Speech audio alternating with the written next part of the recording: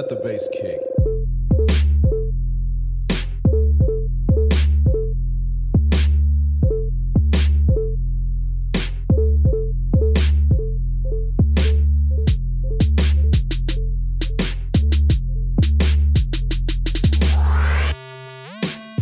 And crisps.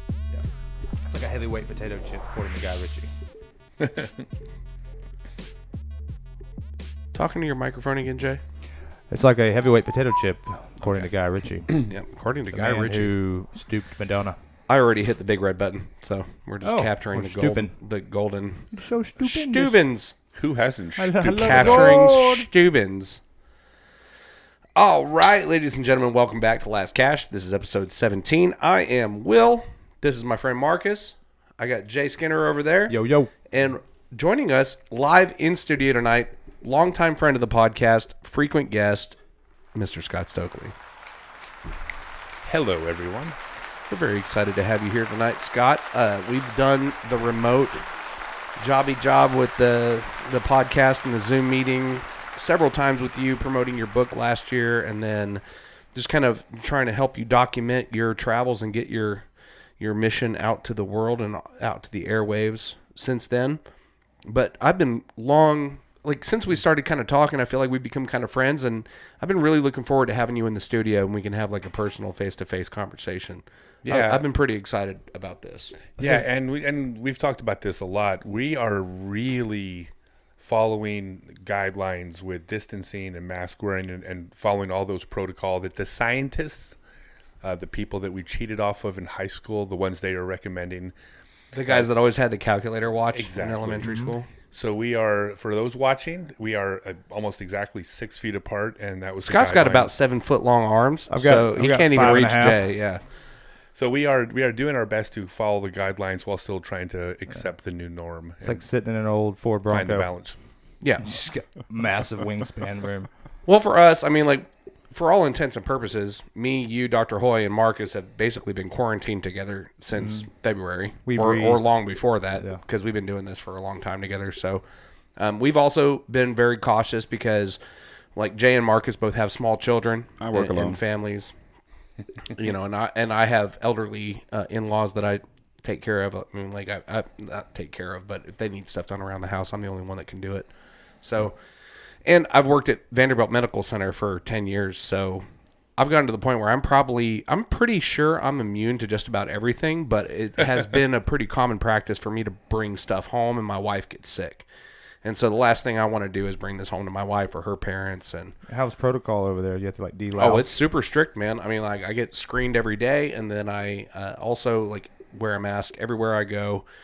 Constantly hand sanitizing anytime you go in and out of anywhere. And then most of the entrances to any building are closed down. They have designated entrances where you have to go in and out, and they, you're no matter what, if you're a visitor or a staff or vendor, you get screened immediately, temperature checked, all that stuff, questioned about any symptoms you might have, all that stuff before you can access the medical center. And then I work in the facilities management department. I work for a contractor, so I'm doing, contracting work, but like they keep us away from any of the COVID patient care areas. Like there's a whole different protocol, like procedure that you have to go to even access any of the areas where they're treating people for COVID.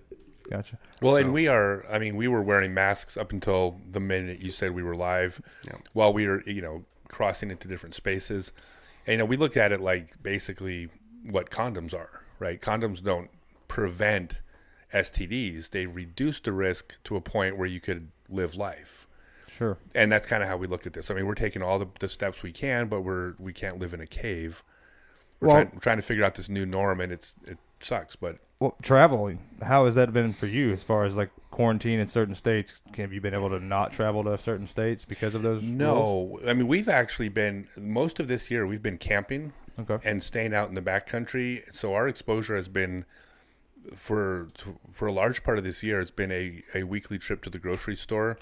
I mean, we're more isolated than probably 99% of people. Gotcha. We've gone to some disc golf tournaments and have just kept distance, and I mean, we're just following protocol as best as possible, but that is, what we've done. We've stayed away from hotspots as best as possible. We have a business reason to be in Nashville. Unfortunately, Nashville is becoming or has become a hotspot, but that's the first time in 6 months that we've gone somewhere that's been on the darker shade of the map. Gotcha. But we have business here, and again, we're trying to figure out how to live life and do it responsibly. I think a lot of people are just trying to figure out life. Will, you just sneezed into your mask or coughed in your mask, and that brings up a big question and a big problem in the mask wearing communities nowadays. Is when you sneeze in that mask, man, you just destroy it, and it's like, do I just keep wearing it, or what do I do with this The thing? meme I saw was in 2020, sneezing in your mask was the new shitting your pants. Makes sense. But no, I wanted to make sure that I covered up because we've joked about this with Trey Batson before, but we've got a guest in the timeout chair tonight. Scott's friend Adriana is over here joining us, so I didn't want to go off camera and cough directly at her. So Very thoughtful. just trying to be considerate. I mean, I'm mindful. I'm symptom free. I just I had a little frog. Yeah, So- well, When you talk unfortunately, about, when you you definitely got to clear that throat. But that's another weird thing about this whole thing, man. Is Cough you, in public. You cough or sneeze or just kind of like a, and all of a sudden 15 people look at you like, Who are you again? stay away. Coughing guy. Yeah. Stay away from him. Or if you get all the way to the door of the gas station, you're like, shit. Turn around and go back and get your mask. and so many people it's one of those things now. You see those people coming, and it blows my mind. And Scott, you and I talked a little bit about this off air, but people that either just walk around totally oblivious to the whole mask thing, or people wearing their mask just like a chin strap or hanging under their nose, and it's, I don't know. For me, man, it's super infuriating. I'm like, you're painting this clear picture that you do not understand that wearing your mask down below your nose is the same thing as not wearing a mask. The fact that there's a 3-step instructional on how to wear a mask is kind of mind-boggling. I mean, that's the day and age we live in, man. It's that it is. Well, it's a warning label society. I was talking to a friend in Melbourne, Australia, maybe a week or two ago, and he goes, yeah, we haven't had COVID in about 30 days. And I went, really? He says, yeah, we just all wore masks for a couple weeks and it just kind of went away. Yeah. And when it comes back, they'll impose these temporary restrictions, but then we go back to life. Sure. Seemed pretty easy, but Isn't it odd that COVID doesn't exist in Australia and everything that wants to kill you is? That's because they walk on their hands down there. Did you know that? They're just upside And down. all the Yeah, makes toilets sense. flush in the opposite direction. True. Yeah. Pretty sweet. I watched the thing on TV where they had people living on the equator, and literally they would run water through a funnel into a bucket, and it would spin one way, and they would step 7 feet to the right, and it would spin the opposite way. That's pretty crazy. Yeah. I hadn't seen that video. You should look it up. It's pretty neat. I thought it was a hoax. I thought it was a conspiracy theory. No, it is not, sir. No, it's You can time travel by going to Australia, sort of, kind of. Nothing works linearly over there. you can time travel by listening to this podcast. Yeah, exactly. You could time travel back to a time when you never heard this and be like, I wish I could get that time back for my life. No, Hour I of was my saying life I'll that never get back. you could travel to the future 1 hour till the end of the show if you listen to it. Yeah. Relative. Yeah, absolutely. I mean, isn't that interesting that we now have time travel capabilities and everybody, Mathematically? what defines time travel? Well, I mean, that depends on what speed you're going at, Yeah. and what relative to where you are in that. We don't even know what we're about to talk about. Oh, I do. I can Do get you? into it. Okay. Man, that stuff is I love it so much. I listen to Lawrence Krauss, and he's the worst because he's like a college professor trying to listen to his audiobooks. But Neil deGrasse Tyson, when you have somebody who's that excited about what they're trying to say, it's infectious. How do you not enjoy it? Yeah. And if you had any science at all, then I was a big science person. Okay. Probably is the only class I passed, but Okay, here's one for you. all right. So as you approach the speed of light, and it really only affects when you get closer, time begins to slow down. Becomes null. Mathematically, when you're traveling at the speed of the light, time ceases to exist. So if you were riding on a photon, if a photon were a real thing, time would not pass, which means you would travel from one location to another without any time passing, which means, in theory, the entire universe could consist of just one photon. Possibly. That's a very in-depth. Yep. It's a nice theory. What's crazy about that too is when you're at that speed of light and it becomes null, because if you're at basically what he said, where time doesn't exist and you're not aging, you travel like 2 minutes at light speed and you come back 2 minutes at light speed. Everybody you know, all your relatives, 100, 150 years, 200 years down the line don't Well, you exist. think about it like us. We're on a planet that's traveling at unimaginable speeds. You know what I mean? Hurling But into to the our universe. perspective, you know, We're we stationary. can sit perfectly still. Well, and So- they have tested this in experiment when they've put 2 atomic clocks and putting one up in space. Well, we have to use it for our GPS. Yeah, and it travels and it's not going anywhere near the speed of light. It's going like 10 or 15,000 miles per hour, which is not even close. So when it comes back to Earth a few days later, it's only off by a few nanoseconds, but it's measurable that It's like two. It's That like it's true. 2 minutes. You'd be off by a kilometer, like with your GPS, without the triangulation and the formulas to work it out. Because it is. It's like it passes at like a couple nanoseconds less or more than what we do. So you have to have that mathematically figured out in order for your GPS to work. and those people tell us to wear masks. So Straight up, they do. Pay attention, folks. Yeah. They We're also giving you believe in, lifetime global warming. pieces of wisdom right now. But yeah, so you know, obviously, as Jay touched on, you're traveling around this year. You're on the Adventure Tour 2020. Put some hashtags on it. You are basically doing what everybody says not to do, but you're doing it in a responsible way where you're not a vector, you're not a super spreader. You are going to remote locations all over the country. You've been, this whole year, you've been kind of moving around, going to these really epic locations, iconic scenic vistas. You've been in the mountains out in the out in the western, in the Rockies, and out in Utah and in the Southwest, and you're just kind of doing what you want to do in your life and making your living in disc golf and participating in disc golf stuff along the way, correct? yeah, it's the idea is that I've toured for years and Yeah. I've competed in major tournaments. I'm not competitive anymore, although technically I could.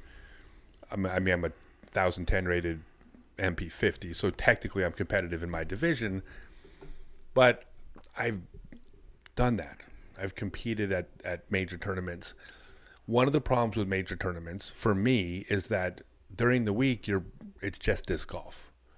I mean, maybe you go to Chili's or something during the week, but the things I like to do, the things we like to do, are backpacking, camping, hiking, canoeing, kayaking, rock climbing, scuba diving, caving, four-wheeling.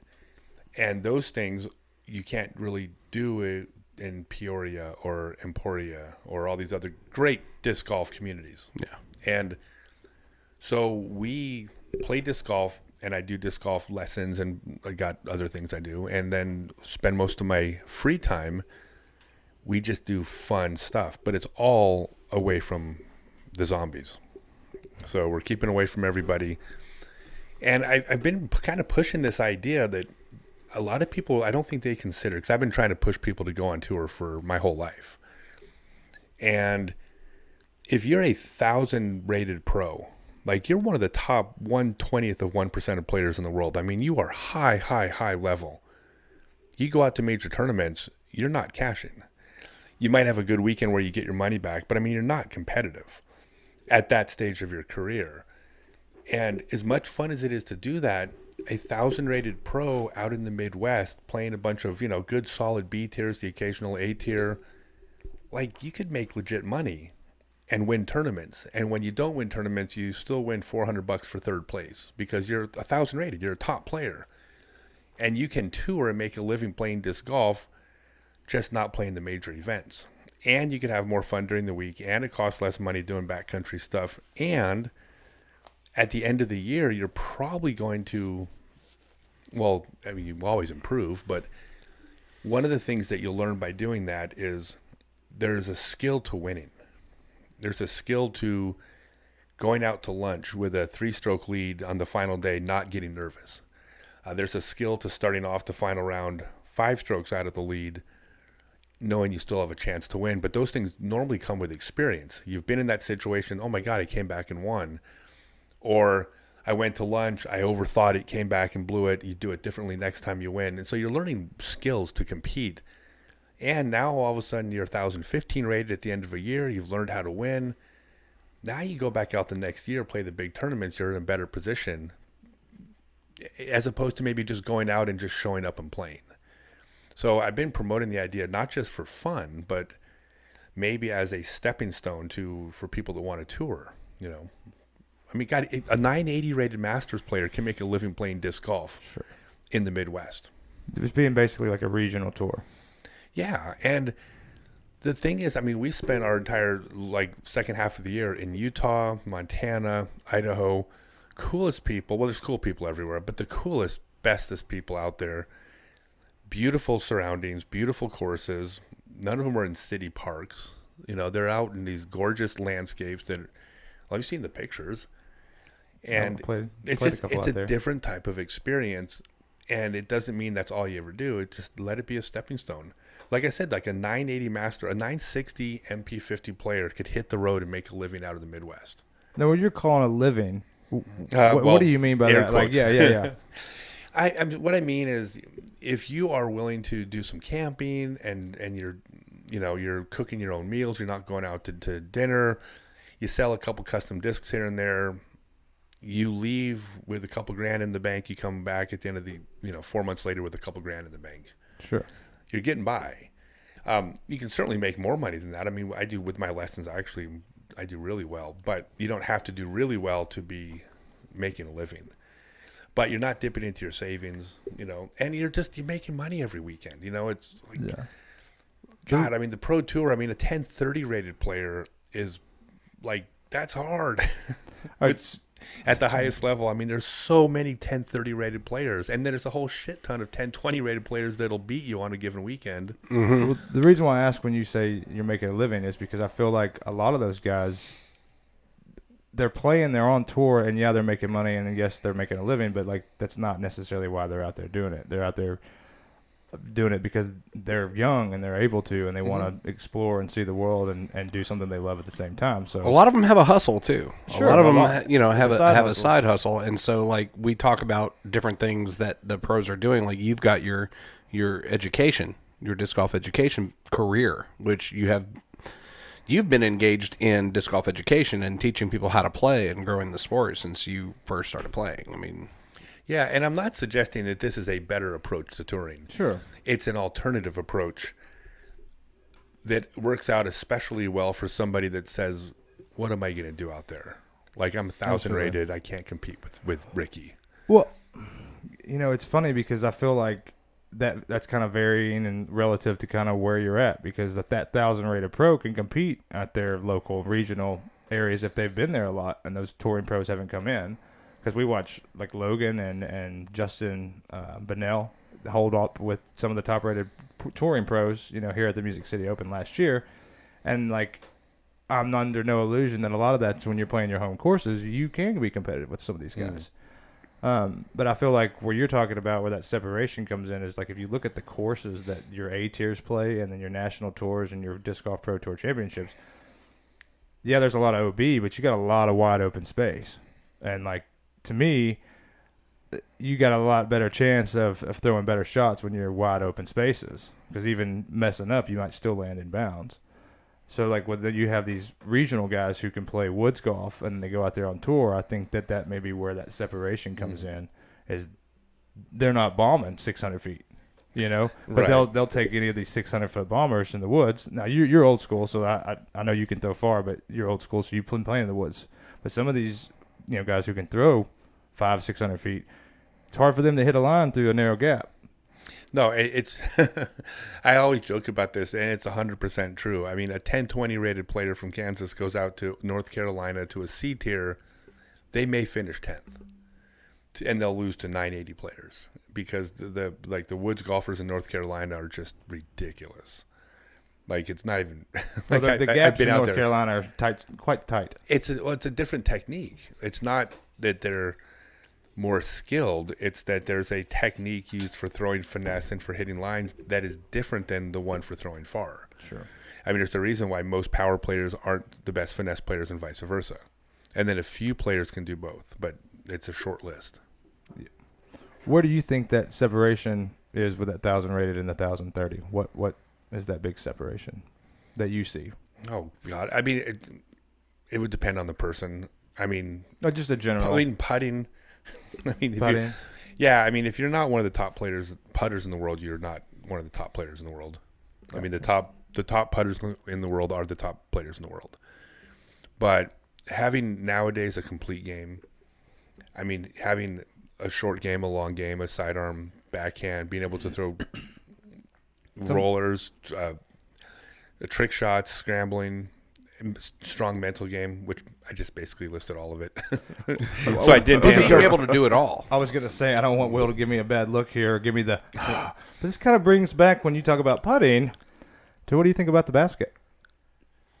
No, I mean, we just have the conversation a lot on here. Yeah, we've discussed the eternal debate about changing the basket size for the pro tour. You know, that whole conversation that came up and was a big thing for a couple years, and still is talked about today. But should we move to more of like a bullseye marksman type basket for competition at the top elite level? What do you think about that? Tally for every time we ask this question? Like, yeah. Okay, yeah. For the, well, I want a new drinking game for the guy. podcast. Yeah, you know, this is like something we talk about all the time. Obviously, about like, you know, me, I bring it up a lot of times when we have touring golfers. You know, I call them super pros. You know, the guys that's like 1030, 1040 above, and then the people just below 1030, 1040. Just I always bring up the Music City Open. There were so many people, there were so many golfers, and then you could count the number of golfers that were 1040 above. You can count the number of golfers that was 1030, 1020, 1010, and you can just definitely see the separation. As far as like a player myself, it's just something I can't compete with. I just, you know, I'm a pro. I play pro, but not a consistent putter. So obviously, you know, the pro's going to come into my favorite course, Cedar Hill, and kick my butt on a course I play week by week, and it's just really disappointing. But going back to what you guys were talking about, I think that, you know, the way that a touring golfer that is around 10-20 can, you know, make a living is by helping grow the sport as he or she is going around and trying to make that extra money on the side. This opposite of, I mean, not opposite, but it's like a direct correlation with trying to make cash. You know, if you're not in the top, you know, 10, top 20, top 30, how are you going to create excitement for the sport that would in turn create money for the sport and for yourself for the future of disc golf? And that's by, you know, getting your family, getting friends involved, getting other people involved, that when you come by next time after you've done your tutorial, after you've played your tournament, you know, they'll remember you from last time, and then hopefully bring somebody else along that obviously needs your help, and it's going to be a good face for the sport. So if you taught, you know, player A how to throw a disc like 30, 50, 100 feet further, then, you know, he's going to tell his friend about it, you know, and then when he comes out, that's making money for you because you spread the word, you've done a good job, and you're trying to get more people involved. And the more people you get involved is the way we grow the sport. And that's the only way that these players are going to make money on the tour, is that, you know, not only are they doing a great job of promoting themselves and selling discs on the side of trying to win a disc golf tournament, is by getting other people involved. The more people you get involved, the more popularity the sport has, and then, you know, hopefully it trickles down, and then those players that are like 10, 20 that are not cashing in the top 10, top 20 are actually going to make money during their tour by promoting themselves and making money for themselves and playing disc golf. Right. And being your own brand is huge. Sorry. No, that's just my exact words were, you have to view yourself as a brand. Yep. And the trouble that I think people have is that you need to approach this as a business. I mean, the best businessman in the sport right now among players is Paul. Now, he also happens to be the best player, but I'd be willing to bet if Paul was the 10th best player in the world, he would still be making the most money. Sure. His business approach it's the best. It'd be kind of cool to see the analytics of all of that, all of the people who play and tour, and see what their winnings are, what their disc sales are, what their side hustles are. Because what we're talking about, what Marcus was saying, when you get that trickle down effect, like a perfect example, your good friends Eric and Tina, they don't have to necessarily worry about cashing because their bills are still going to be paid because of their side hustle, and they're a direct example of building a brand and being, you know, personable and friendly and being let's huge. not get it twisted, because having that side hustle and then still trying to be on the road competitive and do all easier. that stuff. I mean, that becomes easier. I mean, and Tina would be the first one to tell you this, is that it becomes a burden. You know, I mean, having to keep up, especially the more successful you get, you have a workload that continues to grow and expand. Hopefully, if you're doing a good job, Well, it continues to grow and expand. And then, Well, correct me if I'm wrong. Is that one of the reasons Tina is not playing as much nowadays?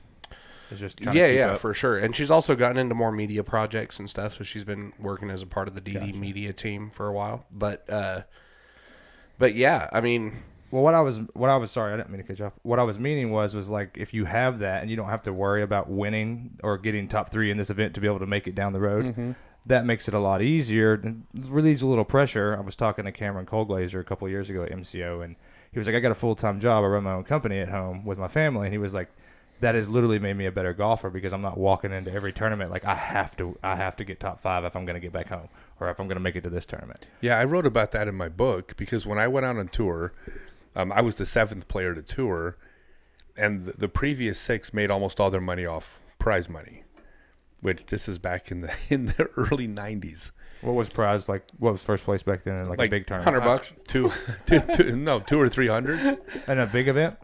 Well, there were some that were bigger, but there weren't that many of those. Gotcha. So you'd pay $30 an entry fee, so the return was 10 times, but you didn't have a $120 entry fee, which definitely bolsters the purse size. Sure. And like I couldn't even wrap my head around the idea of living just off prize money. That seemed crazy to me because like having to putt for your dinner, like Essentially, yes. Yeah. I mean, that only sounds cool like when you romanticize it. When I look back at my book and I think about these things, I mean, Yeah, when you write a book about it after the fact. you romanticize this thing, like, oh my God, all the rest areas that we had to sleep in order to survive on tour. Like that kind of sucked at the time. But now when you look back at it, I mean, it's a fond memory that like, look what I did for my sport and to pursue my dream and all that. But yeah, at the time it's a drag. I mean, eating bread and bologna, scraping chains together. When I was doing the Blue Power events, even just a couple years ago, there were times when I would look to see how far the next town was away. I would have a certain amount of cash on me, and then I would figure out if I put $7 in the tank, then I have like $3 left over to buy food at a gas station. Like, again, romanticize that sounds really like it's a cool story. But being in that position, and then by the way, being with splitting the jalapeno dog with my girlfriend because that was for both of us. Like it's tough. Yeah. But now, I mean, I'm like not in that position. And there's plenty of ways to make money without prize money. I mean, you don't have to make $1 of prize money your entire life. You could tour forever. It's easy now. Yeah. It's not hard. Yeah, I mean, it's easy if you're creative and you're committed and it's a you're job. willing You're to put in diligent some with work. it. Yeah. 'Cause it's Yeah, you have to be a professional about it for sure.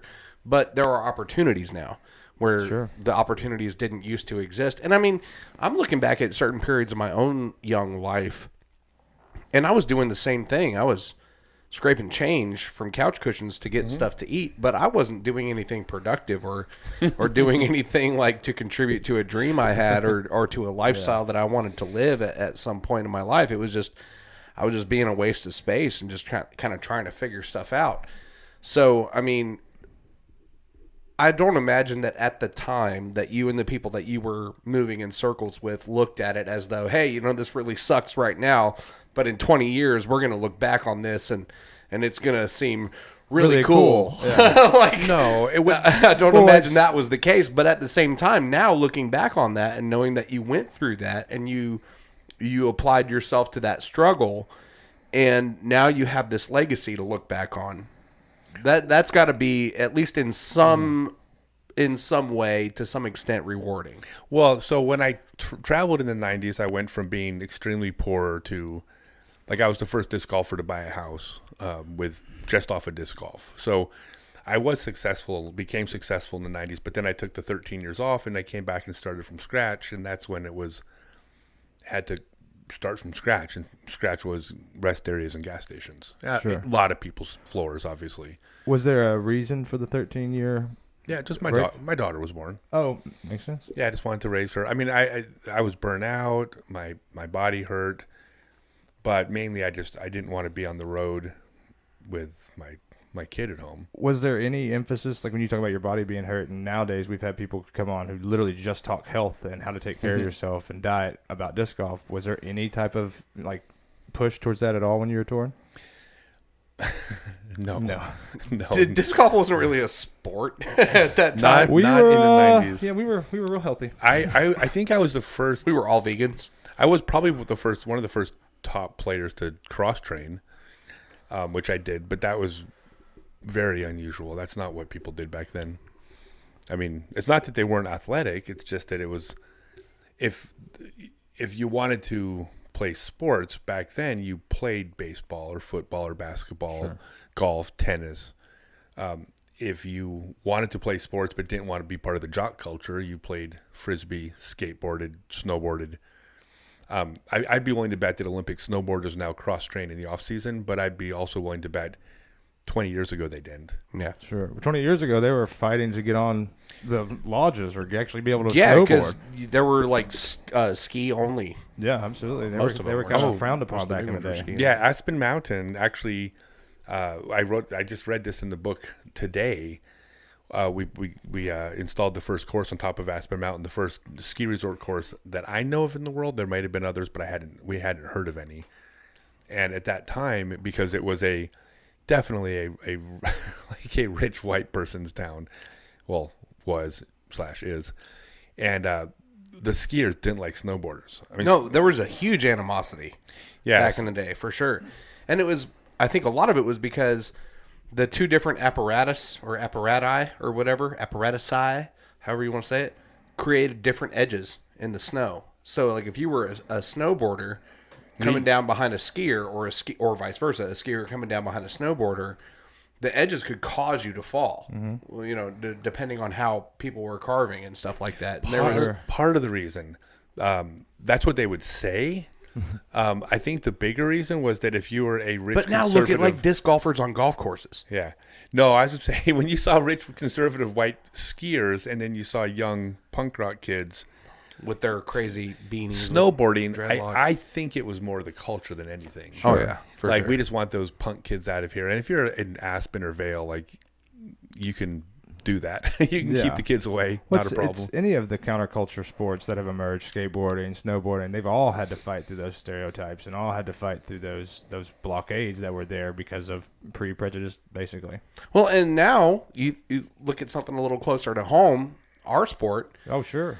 The trend, I think the current statistic is roughly like every 30 days in America, a disc golf course opens, and every 60 days, a traditional golf course I've heard closes. something like And so you're starting to see more and more traditional golf courses that are starting to incorporate different types of golf games, whether it's disc golf or foot golf. They're starting to slowly incorporate these different disciplines of the game of golf, and they're able to stay afloat that way. Like we got Nashboro Well, and look how here in town. and look how much But controversy it started when we first got when there. it first happened, I mean, and the layout has been Changed. refined and Sure. it has eased some of that. But at first, when there were disc golfers out there playing the course with traditional golfers, It was no fun. even though it was understood that the ball golfers had the right of way, it was still this whole thing where ball golfers were hitting on disc golfers,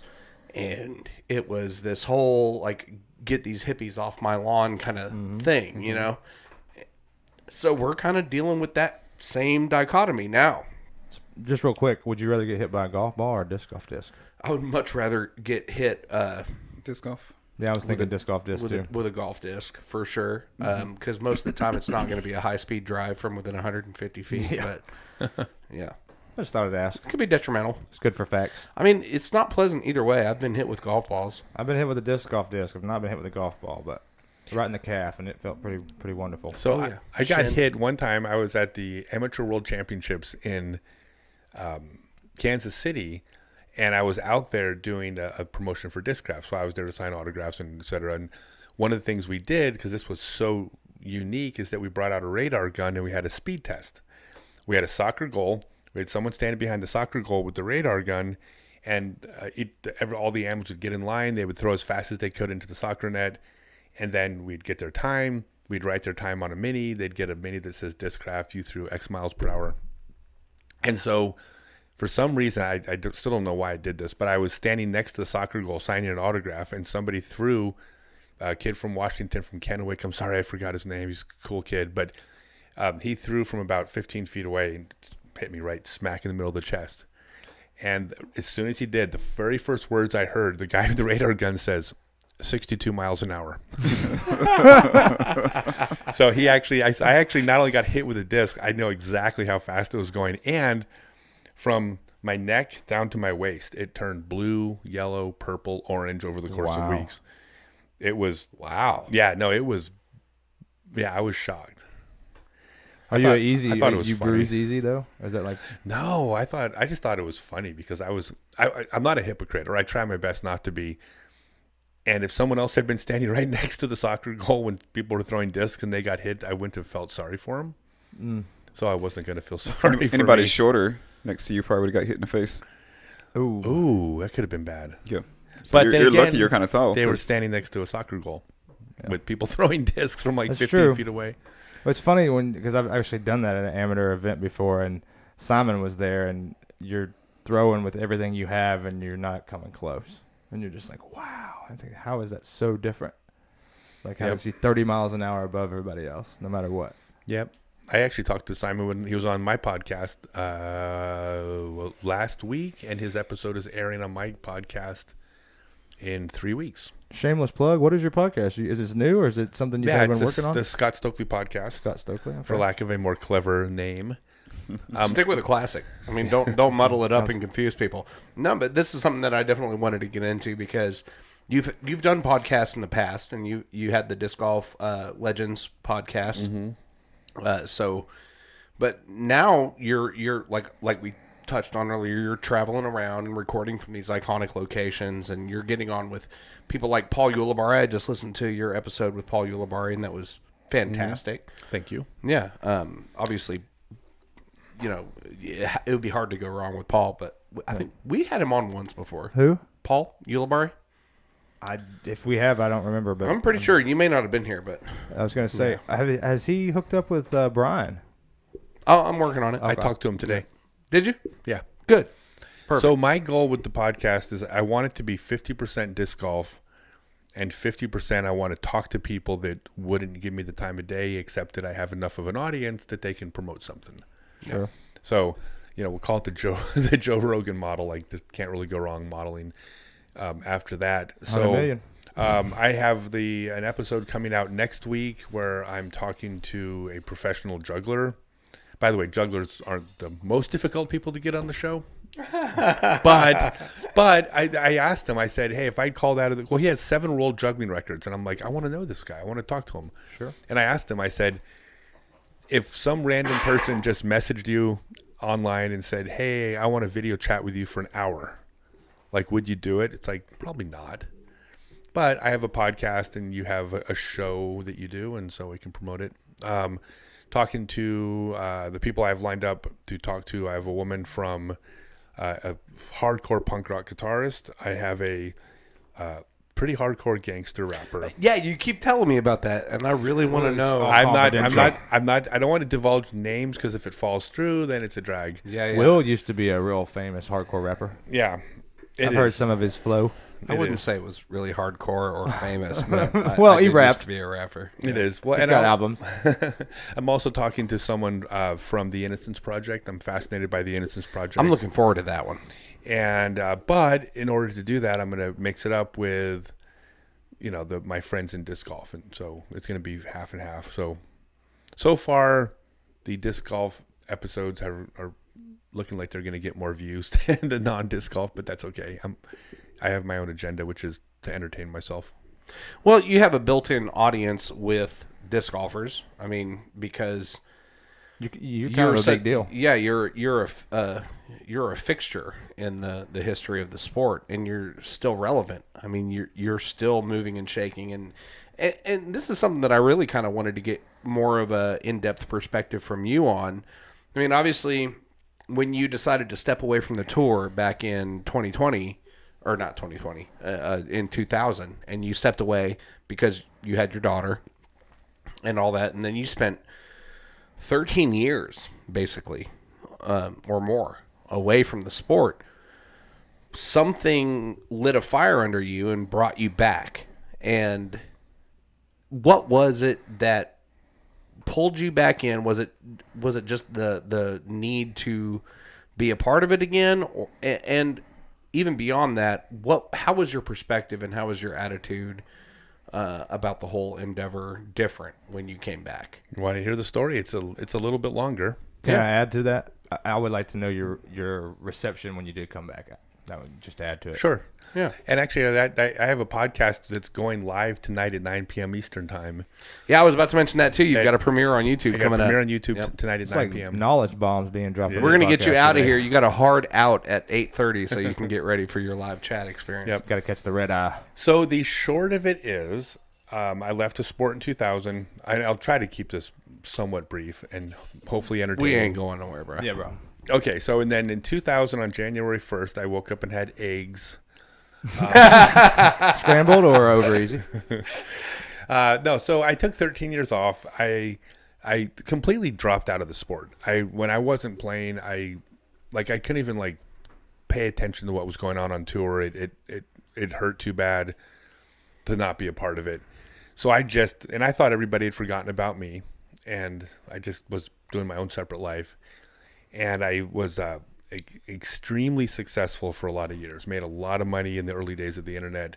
Tons of money. Sex, drugs, Rock and roll. rock and roll. I was living the life. I mean, I didn't check my bank account for probably a decade and just was spending money, just having a blast. Did in some adult related internet businesses, which are, I highly recommend if you have the opportunity to go back in time 15 years, get involved in those industries. They're a lot of fun. But if you given the chance, I'm just saying. Nothing wrong with it. No judgment here. So, but then, as often happens in these stories, if you've ever seen, I'll date myself, but if you've ever seen VH1's Behind the Music, Sure. it usually ends badly, and it did for me. So I wound up for a very short period in my life, decided that I was going to become a hardcore drug addict, and that I was going to. My business failed, my marriage failed, everything just went down. Everything just went to shit. And I always have to start by saying, there's not one word of this story that's made up. This is God's honest truth. You're nothing if not authentic. I would say that. Well, this sounds like a movie script, and knock on wood, hopefully it will be. But so basically, I was just at the bottom. I'm the biggest loser, piece of shit who ever lived. That's what I believed about myself. And it may have been accurate. I certainly wasn't productive in society. My wife had left me for another man, and just everything was just. I just felt like the most worthless human ever. And I decided to try to get back into doing something with disc golf, but I didn't think anybody remembered me. And so Discraft and Gateway both tried to help me, and I was not in a position to accept their help. Well, especially Discraft, I screwed that one up, but. I had a reason to go to a disc golf store in Denver, and I walked into the door. I walked in the door of the store, and on the outside of that door, I was the biggest loser who ever lived. I hated myself. I didn't want to live. I opened up the door, and the first thing I saw at the disc golf store was a poster on the wall of me with my autograph, and I just went what? Why would there be a poster of me from 18 years before, or 15 years before? And so I walk in the door, and the guy behind the counter looks at me. He goes, "Holy fuck, you're Scott Stokely. Scott Stokely's here!" And he runs to the back of the store and he yells, "Scott Stokely's here!" The other two owners of the store come out. There's two customers in the store who both knew who I was. And next thing I know, I'm signing autographs, and I'm like, is this really happening? Don't you guys realize that I'm a piece of shit? Why do you want my autograph? I mean, I lost my wife to another man. Why would you think anything of me other than I'm a loser? And one of the guys even remembered, he was at a tournament I was at in 1998, where I threw a shot that I even wrote about in my book, this one shot. He was there, starts telling his buddy about it. And two of the people were like, "Dude, you're like my hero." And I'm like, oh my God, you got to be kidding me. So I walked out of the store and I went like, I'm not a piece of shit. I'm Scott Stokely. And then about 5 seconds later, I went, no, I'm kind of a piece of shit. Like it wasn't like a movie where I just all of a sudden walked out the door and like it went from there. But that was the first moment I went, oh my God, I got salvation in disc golf, because it wasn't going to be with the people I was hanging out with at that time, that's for sure. And so I was like, well, what the hell am I going to do? And I said, well, I got to get off the drugs. Well, how do I get off the drugs? Can I stop? No. But fortunately for me, I had 3 traffic warrants in 3 different counties, just for traffic violations. But with a traffic warrant, you go to jail, you wait a few days to go to court, you wait a few days to get transported to the next jail. And then I said, well, if I get arrested, if I go to jail, like that'll force me off the drugs for a few weeks. Oh, this is going to suck. Cold turkey. But I didn't know how else to do it. I needed to somehow put something, a concrete wall You between couldn't me. do it consciously on your own. Yeah. I didn't feel like I could. Yeah. And so I went to the one of the courthouses. I did as much drugs as I could stick into my body in the parking lot, threw the rest I had in the trash can, walked into high as fuck and said, I got warrants, just take me to jail. And they took me in, and I mean, I think the first 8 or 10 hours were pretty good. I was going to say, when did it wear off?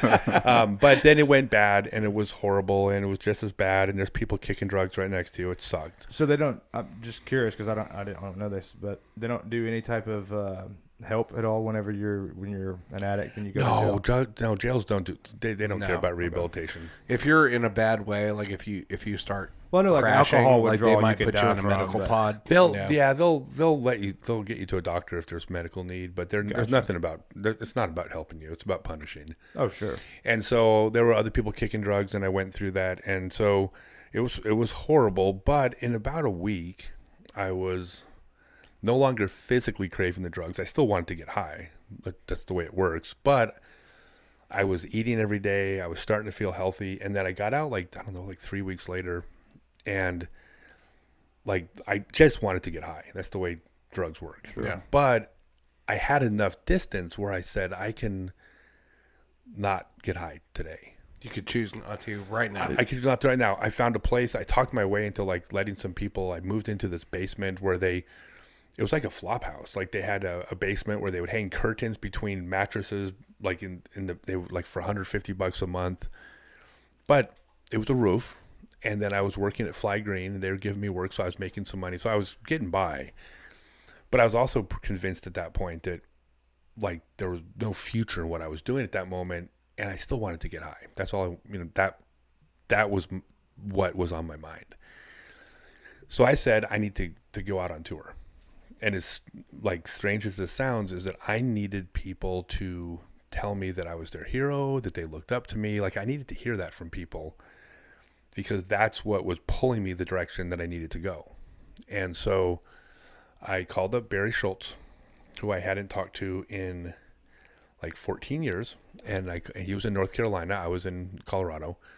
I called up Barry and I said, Barry, I need to talk to you. He's like, well, we hadn't talked in 14 years. And he said, what's going on, dude? Told him the story. And I said, I need help. And Barry said, I live at the country course, and me and Brian McCree, he says, you're coming to live with me. Hold on a second. Hey, Brian, Scott Stokely wants to live with us. And I hear Brian in the background. Oh, fuck yeah. Cool. Yeah, of course. So they said, come on out. And they said, and I said, Barry, I don't have any money. And he goes, I'm not asking you for any money. And I said, well, how long can I stay? And his exact words, he said, as long as you need to. So I borrowed money from Fly Green. They gave me a bag full of golf discs. I'd been playing. I had some discs. I mean, I'd been playing at this point for like a month or two or something like that. So it wasn't like I'd been back for a month or two, like league nights and stuff. But I was stalled. And so I got on a bus, went out to North Carolina. I'm on my cell phone. And I'm like, I need to start playing tournaments. So I contact Spike Heiser, Chuck Connolly. And I'm like, hey, Chuck, haven't talked to you in 15 years, because he runs like 40 tournaments a year. And I said, what? Told him this situation. He said, he says, well, just come out to the tournaments. He goes, I'll enter you in every one of these tournaments.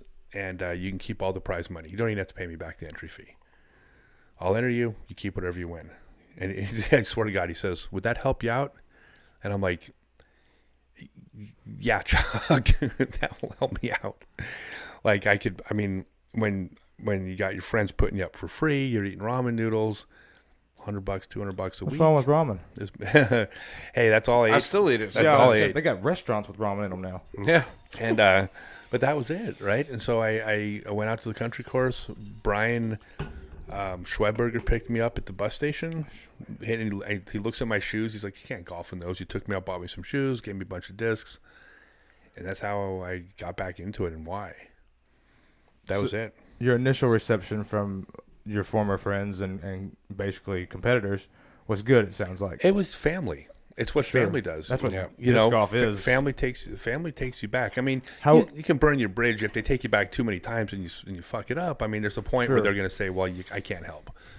But that hadn't happened. This was one digression in my life in one period. No one had a problem with me. No one asked questions. They just said, "You're in." So you didn't have anybody at any point along the way that kind of put up a roadblock or anything? Yeah, that had kind of said, like, that's awesome, man. No, I can't think of anybody. The biggest problem I had is that no one, it turned out that there weren't a lot of people who knew who I was anymore. So when I came back, that's actually what the podcast is about tonight. It's about rebuilding my brand and trying to get my name back out. When you came back, I had... Full disclosure, I had not heard of you. Right. And I hadn't heard of many people past Climo and Schultz in the early years. Mm-hmm. But when you came back, it seemed like you connected with Coling and had a challenge thing going on. And I felt, was that your initial attempt at coming back, or was that like a couple tries after the process? No. So I'll tell you the story I'll tell you first my my initial attempt at coming back. Again, some of this will be on the podcast tonight, but it'll be a longer version on the podcast. So basically, I'm a big fan of MMA, and I'm a huge. My favorite fighter of all time is Chael Sonnen, and he is a very good, top, talented fighter. If you don't follow the sport, but he's the best on the mic. Him and Connor are the two best on the mic in the history of the sport, and so he would talk his way into fights that he shouldn't have gotten. And he would talk people into the building and with a share of pay-per-view revenue that he should not have gotten based on his ranking and who he was fighting. But he did it by being controversial and by creating rivalries. He never punched down. He always punched at people above him. He wouldn't shit on someone he just beat. He would go after the champ and then often get beat. But he would create rivalries that got people interested. So, so when I came back, I was starting to run these clinics and running doubles events. That's how I was making money on the road. And when, not a lot of people remembered me. And so not a lot of people were showing up. And I'm like, well, how am I going to get my name back out there? And I said, well, who's the top guy right now? And they're like, well, there's this guy, Paul Macbeth. He's really good. I think he had won worlds a couple times at this point. And I said, okay, sweet. I'll start a rivalry with Paul Macbeth. Which is stupid. So I posted to my Facebook page. I said, I'm officially declaring Paul Macbeth my sworn mortal enemy. And then I just started making call-out videos, like challenge videos. Like I was in New Bern, North Carolina at a C tier. Paul's in Australia getting ready for the Australian Open. And I'm at the C tier in New Bern, North Carolina, and I'm posting to my Facebook page, Paul, if you're not in New Bern in 45 minutes, everyone knows you're afraid to face me. And then at the tournament, I still remember I got last place money, like $25 for 7th place or something. And I told everybody there, I go, get out your phones. And they all get out their phones. And I'm like, why are you ducking me, Paul? Like, why are you afraid to face me? I mean, it's just stupid stuff. But then the next clinic, more people would show up. It's like, okay, I'm on to something here. And then so I that's where I ended up making a video where I put tinfoil on my head and claimed that Paul was speaking to me through the fillings in my teeth. And that I made a video where there was a press release where I'd been checked into a mental institution because of my obsession with Paul Macbeth. And I even did a video where my girlfriend called me Paul in bed. Yeah, you talk a little bit about this on the most because I already listened to the audio because the audio is already available. But Is it okay? yeah, Cool.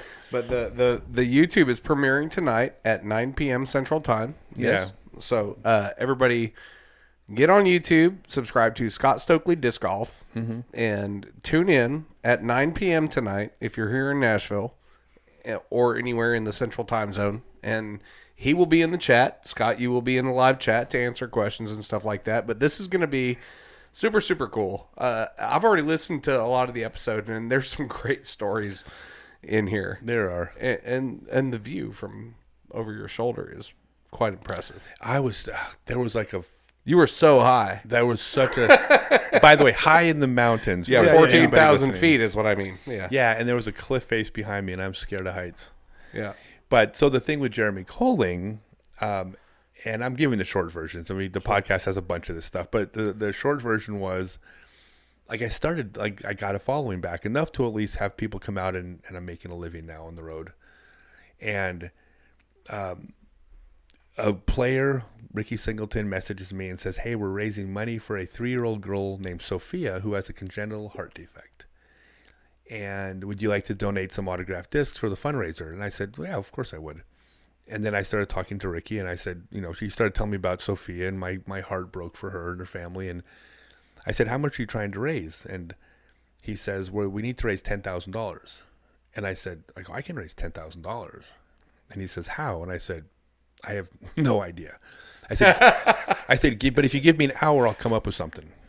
And he's like, all right, I think he just laughed. But he called back in an hour, and I came up with this idea of doing a challenge match against the top player, where me and that top player would get all the prizes donated, and then people would wager on who's going to win our match, and by how many strokes. And then if you picked right, you win a bunch of prizes. 100% of the money goes to Sophia and her family. And the only problem with it, Jeremy Colling had just won the Memorial. And so he was like the top guy right now, or, Paul, but, he was among the top guys. And I said, no one's going to buy into this match. And that's where Chael Sonnen comes in. I said, well, I'm going to start making call out videos, Jeremy. And I said, I'm going to be just this total asshole. I'm going to make everybody in the sport hate me. And Jeremy's like, do you really want to make people hate you? And I'm like, yeah, it's going to be really fun. And so it was fun. So I'm a pro wrestling guy. So I started making these videos where I was talking about how little Sophia was just a cash cow, and how we're like, I'm doing all this for my brand, and how I just started shitting all over him. Whatever I could do to make people hate me enough that they would want to watch him kick my ass. That's pro wrestling. The more they don't like me, the more they want Jeremy to win, the more they want him to win, the more they're going to bet. It's the only way people are going to be interested in this match, because people were posting things like, why do you have to go through all this? Why can't you just put up a donation link? And I'm like, go put up a GoFundMe donation link trying to raise $10,000 for someone you never heard of. You're going to hear crickets. Mm-hmm. But we raised exactly $10,000, and it worked. I just had to make everybody hate me. And that's the whole point of this episode that's premiering tonight, is you talking about your experience with haters and trolls and how to capitalize on quote-unquote bad publicity. Well, and we talked a little bit about that on the last episode we had you on the podcast, in terms of good publicity versus bad publicity. Yeah. Well, it's neat because you're kind of, in a sense, the first person to do that type of business model in disc golf, I think. I mean, I've not seen anybody who's built a brand off of being like the villain, if you will. Yeah, and that's all that's fun. an interesting way to kind of approach it. Well, and people that know me get me. I mean, go find a single player who said that I've been rude to them run professional on the course. You're not going to find a single one. There might be people that don't like me because we have a different sense of humor, or I vote for a different candidate, but no one's going to say I'm a jerk. Yeah. But this is in social media and on YouTube, I can be whoever I want to be. So to me, it's funny. And so then when people hate me, like if you're a bad guy in pro wrestling and the audience boos you, that's applause if that's the role you're trying to play. Sure. So to me, the more they were like, screw this guy. Like, I made a video for Jeremy. Like, I had someone get secret footage of me where I was practicing putting for a tournament, and these 3 kids come up to me to get my autograph. And I'm like, I get pissed off at them because I'm trying to get ready for a tournament. I yell at them and they run away crying. And I send the video to Jeremy. I go, Jeremy, post this to your Facebook page and tell people someone sent it to you anonymously. And like 90% of people laughed, and like 10% of people were like, dude, he hates kids. This guy's horrible. Oh, I can't wait to. And but It worked. yeah, we raised our 10 grand, and so and then it's just performance art. I don't know. I think it's funny. Well, and then It's- talk about like turning negatives into positives. Yeah, man. that's I mean, awesome. like and that's the thing is, I mean, there's so many people that troll just to get attention and troll just to be the center of a conversation and like Attention. But I've Look at seen me. you do it over and over again. The match with you and Ron that we had, you know, we kind of had you and Ron on the podcast and talked about that and Ron. stuff like that. And it's Russell. like, and you get into these annex. You're like you said, you're a wrestling guy, and you were a wrestling manager and a heel manager. So like this is all in your wheelhouse, but you're generating this attention. It's almost like, you know, social media. It's like, let's stir up a fight, get people interested, and Yeah. then let's translate that into dollars and making a positive change or influence Absolutely. on Yeah, something. Ron and I were raising money. We wanted to raise as much money as we could, and we were going to write out as many $1,000 checks as we could to families affected by COVID. That was the idea. And I wanted to get people interested in the match, Ron Converse out of Tulsa. So I reached out to Ron and I said, "Hey, I'm I'm going to be the bad guy, and I'm going to make." Well, I was being real specific. I said, "I'm going to make everybody in Oklahoma and Kansas hate me, and I'm going to shit on the Sooners, and I'm going to shit on the Jayhawks." That's dangerous. It That's is dangerous in It Oklahoma. is. Oh, the funniest part of all was people were messaging me privately. They're like, because everyone likes Ron. I mean, if you don't like Ron Converse, you're wrong. Yeah, yeah, for sure. Like he's just a good. There's nice, nothing unlikable. There's nothing about him. unlikable about him. And so people are messaging me privately on Facebook going, "Do you really not like Ron?" And I'm writing back, "No, I hate that guy. I hate him. Are you kidding me? I'm gonna but then people were interested because, and I got to shit on Oklahoma and Kansas, which is always fun. Well, the interstates, definitely, for sure. So but that's just, it's Except fun. you can go real fast, Yeah. Well, straight and flat. well, on the way to Tulsa, I'm 2 hours from there. I was actually from Fort Smith, Greenwood area of Arkansas, but Tulsa is 2 hours away, and it's toll road. Basically, Oh, the yeah. entire way there. But they have some of the nicest disc golf courses, like In Tulsa? Mohawk Park. They I have like didn't the go 3 there. courses in one park. It was one of the nicest, most pristine. It was like Cedar Hill, but on a different level. Yeah. Not as hilly, kind of more flat. Mm-hmm.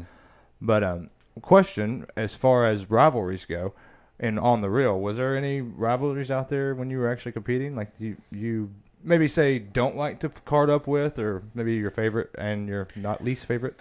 So there are some people that I don't like playing with, and you'll never hear me say it out loud. Gotcha. I don't like putting actual negativity out there. And so one of my pet peeves is, and this has nothing to do with disc golf, this is just in general, but when someone has a problem with somebody, it's often an ex-partner or an ex-spouse. There seems to be this weird human need to try to make other people not like that person also. And that's the dumbest shit I think there is. And so if I don't like someone, I don't want to say something to try to make other people not like them either, because the other person might like them and they're perfectly welcome to. So yeah, it's not my job to spoil somebody on this person. Yeah, I didn't mean because like we I had just No. meant like No. rivalry. Would you rather play Sure. with this person and not play with this person? You know the name names. I was just curious. No, sure. I mean, like probably my favorite rival was Barry. Okay. Just because we played so close for so many years. But I was gonna say Barry's got like this uncanny ability to mental people with the way with questions he asks people when he plays. yeah, none of that bothers me. I just like him. He's just one of my favorite people. He's a good dude, man. Yeah. And smooth as butter. He on is. the- And on so, the G-pad. but Ron, of course, and Mike Randolph, and obviously Ken. It's hard to say that anyone was a rival of Ken's in the 90s. It's not really fair. It's like, who was Michael Jordan's biggest rival? Well, you could throw out, you can say, oh, Karl Malone, but John Stockton. John Stockton. Yeah, and then you go, but then not really. So Yeah, that's true. Is it really? 2 years I cried. Like, Federer had Nadal, right? I mean, but Ken didn't have a rival in the 90s. You wouldn't consider Ron on close to Ron? Russell? Yeah, Ron had his run. So Ken's rival was Steve Valencia early in the decade, and then then at the end of the decade was Ron and Barry, and then he got older, like what the expression is, father time is never lost. So he gets older, and then other people, up and coming players. Is he still flinging the disc still nowadays? Who? Ron. I just hadn't seen him or heard No, about him. Ron is killing it. Ron owns a roofing company and is extremely successful, and from what I've heard, extremely happy. He's doing really great. Awesome. My question kind of stemmed from some video footage I watched you. You were on a card with, I believe, Climo and a couple other guys, older guys, and you were, I want to say it was a Masters, maybe your first year back competing when you came back. Okay. And it just felt like to me that you were a foot fault. Like everything you did, it would just seem like they were nitpicking you to death. And it felt to me, and I've seen people do that, and I've watched cards where they do it, but it just felt like to me it was like you were back, and it was like they were just taking shots at you because you were back. And yeah, so particularly in that video coverage, I watched that. I was like, man, I wonder if that's kind of the thing. Like old school mentality the whole way through is like, or is it just them, harking on him because he's back? I let everybody draw their own conclusions, but there were 5 foot fault calls. I never had a foot fault call in my life. And then I got to within 2 strokes of the lead with 10 holes to go so at the World what I'm talking Championships. about. And I got called for 5 foot faults. Yeah. And so, it's all in video. I don't have to even speak on it. You can judge for yourself. Gotcha. So so it's one of those. That's one of those things where. So the question, I guess, somewhat justified, but not exactly to that level. And that's nice that you have that mindset because Marcus and I when I first started playing, I wanted to beat Marcus so bad, him and David Tang. But I also I hung out with him all the time and I learned from him. But that didn't mean I didn't want to beat him. But at the same time, I do not like beating Marcus when he doesn't have a good round because it's not really winning. I think that a lot of people have a lot of invested in how they play in their sport, not just disc golf, any sport. And when you have your self-esteem and your pride and your identity and so many things wrapped up in how you perform on the course or what you finish, then I think people do things that are maybe they do things that they might otherwise not do because they want to keep that status or keep that place and keep their worth, I guess you will. Yeah, and I think that's unfortunate. The reason why I've never even spoken on it publicly is because that would be me saying how I finished at a disc golf tournament matters in the world. And my apologies for bringing it up. No apologies. But my take has always been, my identity won't be wrapped up in that. I had people that it mattered a lot to me when I was traveling that they said they looked up to me, but I wanted them for that to be for other reasons, like how I behaved on the course and how I treated them and how I treated their kids when I stayed at their house and how I handled victories and handled losses. It wasn't just because I threw far. No. So that's all. So one of those things. Some people, they get competitive, and I honestly I feel bad for them. I think it's a great mindset and just an outlook on how you approach it and how I'm sure that's changed over the years. And with age, you get a little bit more acceptance and a little more open. So I'm sure that's changed. But God, when you're 51, if you care that much about how you play at a Frisbee tournament, that's kind of weird. Oh, my first year of disc golf, I was subconscious with the way I looked when I threw the disc. It didn't matter if I threw it 200 feet away and parked it 2 feet from the basket, but it was like, did I look weird doing that? Did I look like a dork while I threw that? And then it took me a couple of years to realize, I don't really care what I look like because I'm making pars and birdies and not bogeys. Right. And it was like one of those type of things. But it's an interesting mindset, and that's kind of what I wanted to take you down that road and kind of pick at that brain, just because you don't see a lot of people take that mindset with it. You see basically what's on the YouTube or what's in front of you, and that's the serious guys who are taking it 100% all the time. And they should. I mean, that's so. Like, I mean, it's sports, and I love all different parts of disc golf, including the high level competitive part of the game. I get asked all the time because I've done so much charity work and things in my years, and I get asked all the time, like, well, how about the guys on tour, the top guys on tour? Like, what do you think they should be doing to give back to the sport and like do charity work and this and that? And my response is, I'm not sure they should. I mean, they're kind of giving to the sport, doing what they're doing. Right. Well, I think that it's just that at this stage of their career, they are their goal should be to win a world championships. Their goal should be to be selfish. Their goal should be to be looking out for themselves. Even what you were saying earlier about about giving back is that's there's a lot of self-interest in doing that. Even the context by which you described it was this will be best for you next year.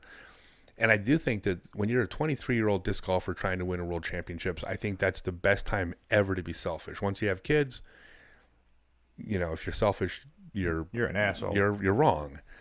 And when you get older and you're no longer competing for that, I think what a great time to take your name and give back. But so I kind of have a different take. I think that what they're doing is exactly what they should be doing right now. And so I'm a fan of that. Man, I like you. I don't care what they say about you. I think it's great. Well, you got something going? No, I was...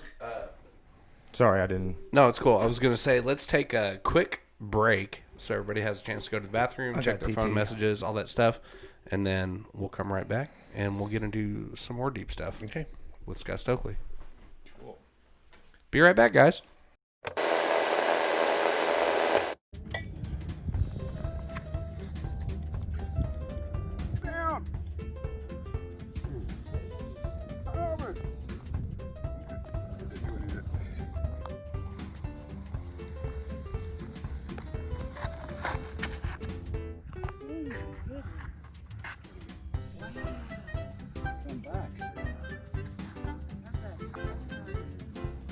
Oh boy!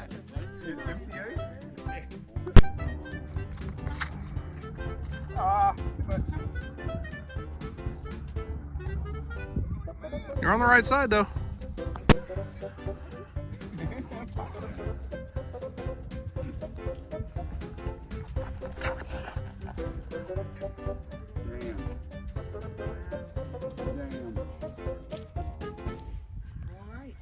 I'll do. Nice. Right light.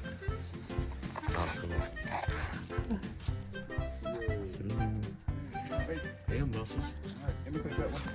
Muscles.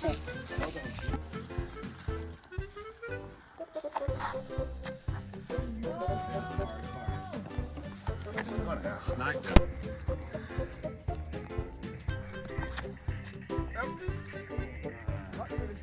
That's my shot. Give me shit again. All right. I thought we were playing doubles or something.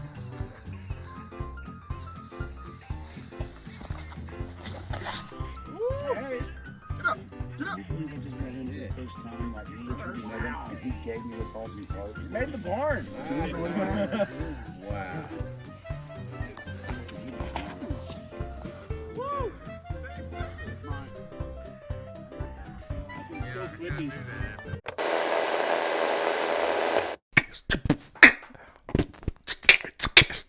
I don't know why you're trying to fake it without Zach here. Okay. Double time.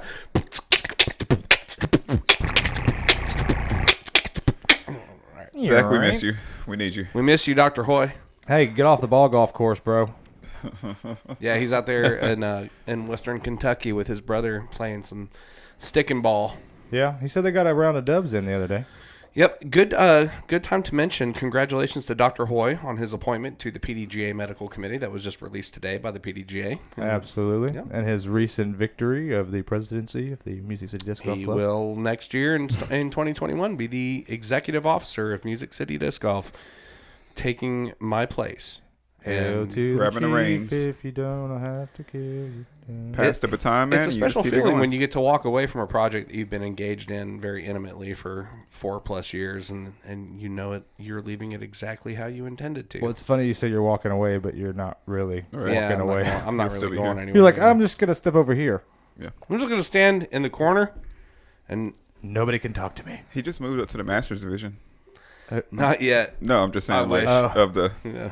club. The problem with that for us is it's gonna be stacked when we get there. I think the correct term for nonprofit organizations is ex officio. Ex officio. Yeah, what he said. It's a $10 word. It's like juxtaposed. I drop those every once in a while. I don't know who's paying me, but they got a hefty tab coming my way. You're welcome. Payola, huh? Yeah, exactly. I deserve it. I put a lot into this thing.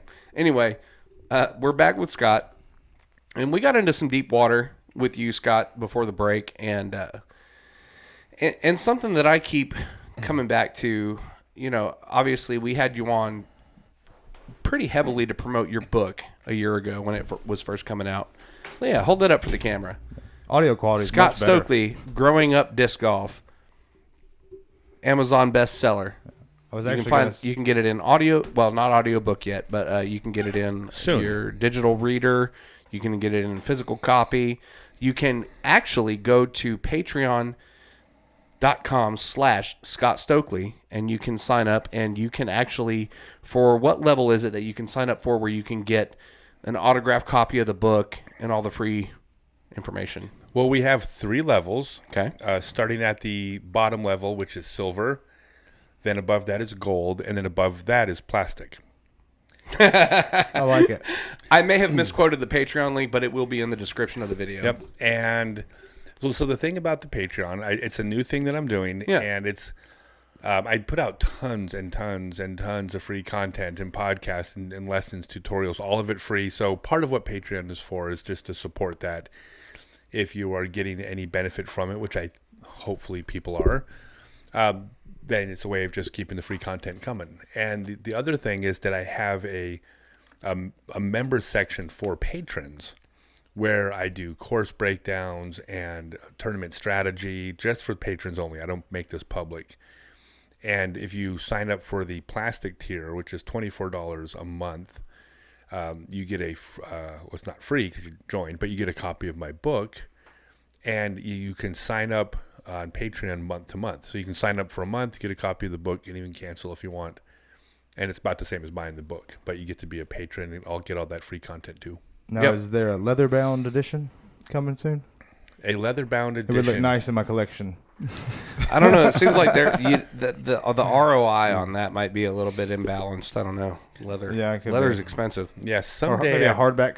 I would like to make a copy of my book and bind it with human skin. That's His gonna, favorite color. It's going to run you some legal paperwork. The last time we had him on, I asked him if you were a crayon, what color would you be?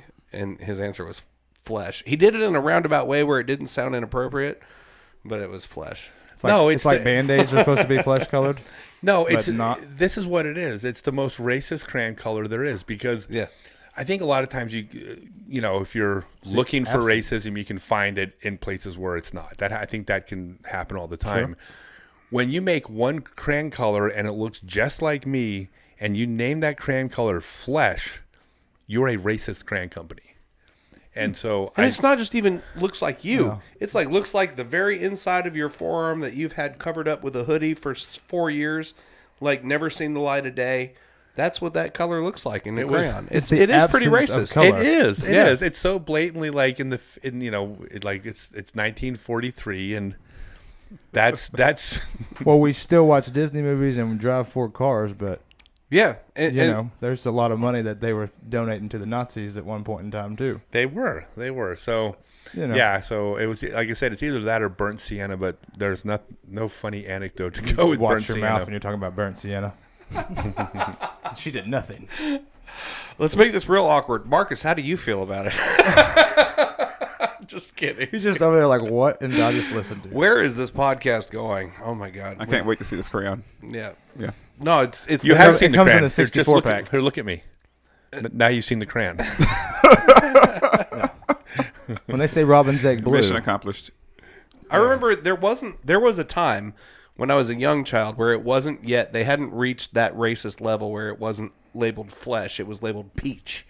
That was the closest you could get to like white person skin tone if you were trying to color a picture. They nailed albino. But they did totally, Crayola totally did take it that far and made a flesh colored crayon that was just like pale pink. Do we need to start a petition to get rid of that crayon? Hell yes, we do. I'm pretty sure Is it's it? Are they? gone. I couldn't Disney imagine. if I couldn't Disney imagine covers- they'd still Oh my be in God! Wait a business. second. I just Didn't thought tell you on 'em we anymore. could sell a crayon. We could sell crayons to the woke movement, and it's 24 colors, and they're all called flesh. They're all called. Yeah. There we go. There we go. That is a new Oh my one. God. Once you're not the only person on the Lord. podcast giving away $1 million This is why ideas. we do the podcast right here. Yeah. Yeah. Better write that one down. This You is guys can have that for free. this is what people are really thinking about, you guys. Yeah. The nonsensical part of the podcast. Yeah. So, one question that I had, Scott, for you that I keep thinking about because, we've had you in town for a few days and we've been talking a little bit more and stuff. And obviously you're being very prolific. I mean, anybody that's not following Scott's new podcast, I encourage you to go do that and subscribe to his YouTube channel and also support him on Patreon, of course. But I'm seeing big significant pieces of media content being released from you, but I've seen you being in the act of producing content much more. So you must be sitting on a treasure trove of media content. So when we reach out to our audience and say, hey, support Scott Stokely on Patreon because you're going to get access to a whole lot of really cool media content, I'm not joking. I've seen this guy and talked to him multiple days in a row, and every time I'm with him, he's like, well, I'm on my way to go record a podcast, or I'm on my way to go do this. So what is, like, how, since you've incorporated Patreon into your strategy, and this kind of goes along into a more overreaching question, is since you came back from your hiatus and you've been involved in the disc golf community again, what are some of the biggest changes that you noticed? Was it like a jarring experience to come back and see how the game had developed? I mean, obviously, you since you came back, the game has exploded in the most explosive way it has ever. But what were some of the things that you had to kind of confront yourself with? And Well, I mean, it's still the same game. Yeah. But just in terms of the industry, the sport has. If I was to come up with 20 different metrics for the sport, it's better at 19 of them. I mean, it's gone the right direction in every way. There didn't used to be a women's field. I mean, there were some very talented female disc golfers back then, but the field was small. Now there's a women division with lots of women not named Paige who are very, very good.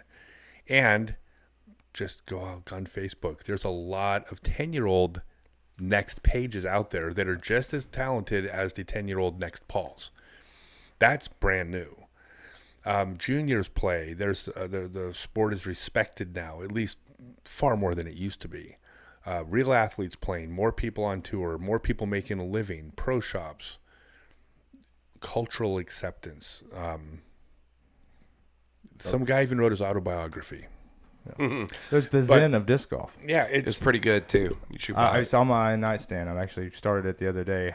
Adeline wanted me to read it to her. She made it about 3 sentences, but no pictures. Yeah, but it's better in just about every measurable way. You know, I cringed. Probably the worst question I've heard, and I've got this on podcasts and in public, but a lot of podcasts. What can you do what can we do to fix disc golf? Like, what the fuck are you talking about? Like, It's not broken. It's not broken. Like, the sport is like the metric that they're using is the pro ball golfers make more money than the top pro disc golfers. That's their only metric. How long has golf been around? Right. Hundreds Yeah, of a years. couple, yeah. But in terms of participation, you know, about 5 years ago, when you charted ball golf declining popularity and disc golf steady growth over 5 years at this point, 38 years, 5 years ago, whatever it was, they were on a collision course. The decline of ball golf and the incline of disc golf. And we were about 7 years away for there being more disc golfers than ball golfers. Now that's just participation, right? There's the Pro Tour. There's more merchandise dollar amount sold in ball golf, right? Of course, But you can kind of equate that to like the economy too. the economy. But we were 5 years away from having more disc golfers than ball golfers, and the way it's blown up this year, we've accelerated that. So at some point, there's going to be more. Like, and I say some point, I mean tomorrow, next week, we're going to have more recreational disc golfers who go out and play and get exercise and enjoy the club atmosphere and league night all the way to the tour than ball golfers. We literally There's signed nothing- up 150 people like from event 6 on, like halfway through our season. It was like every event we had, we Yeah. signed up 15 new members for the club. There's But I nothing- mean, and we touched on that before in the first segment, is like now you're seeing ball golf facilities incorporating disc golf. And that's becoming more and more of a normal trending thing. It's going to Well, keep also- happening because Yeah. the thing about disc golf is it offers all the same things that people got out of ball golf.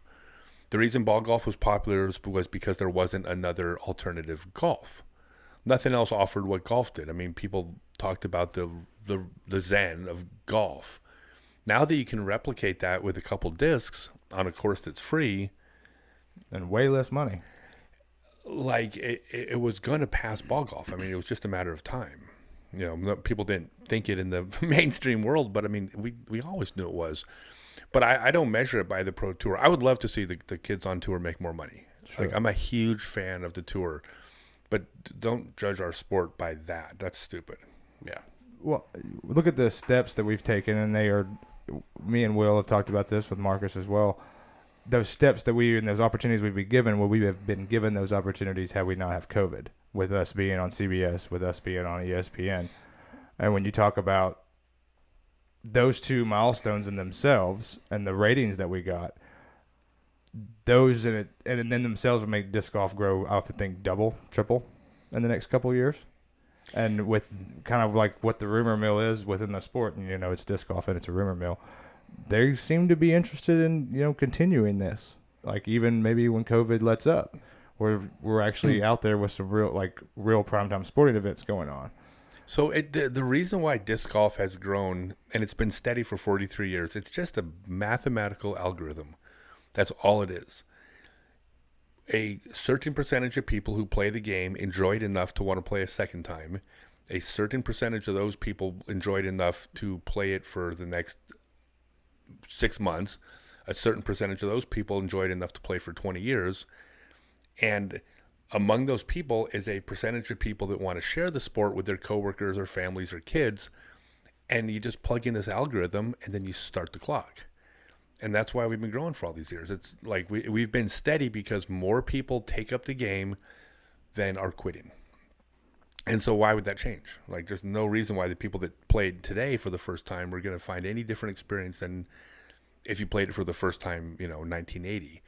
Probably even a higher percentage keep playing because now they don't have to explain to their coworkers why they're playing frisbee golf on Saturday. You can say disc golf and not have to use the word frisbee now and to explain Yeah. it, which is really nice. And that People don't that's think it. you should say disco? Disco. Yeah. What is this? Those things out there in the park? Frisbee? Yeah. But it's an enjoyable thing to do. There's no barrier to entry because with ball golf, you can love ball golf, but there's barriers. Sure. There are no barriers to our game. There are now courses everywhere.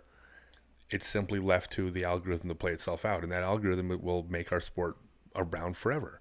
Where the ceiling is, we don't know, right? Yeah. But our sport, everything about our sport's great. The only thing about our sport that's not as good as it was is that, and this is something I'll, fighting words if you disagree, but there was more of a community back in the old days than there is now. And there is such a community in disc golf now. We're out at Ogwood. I mean, it is such a beautiful community, but it is not the same as it was 20 years ago.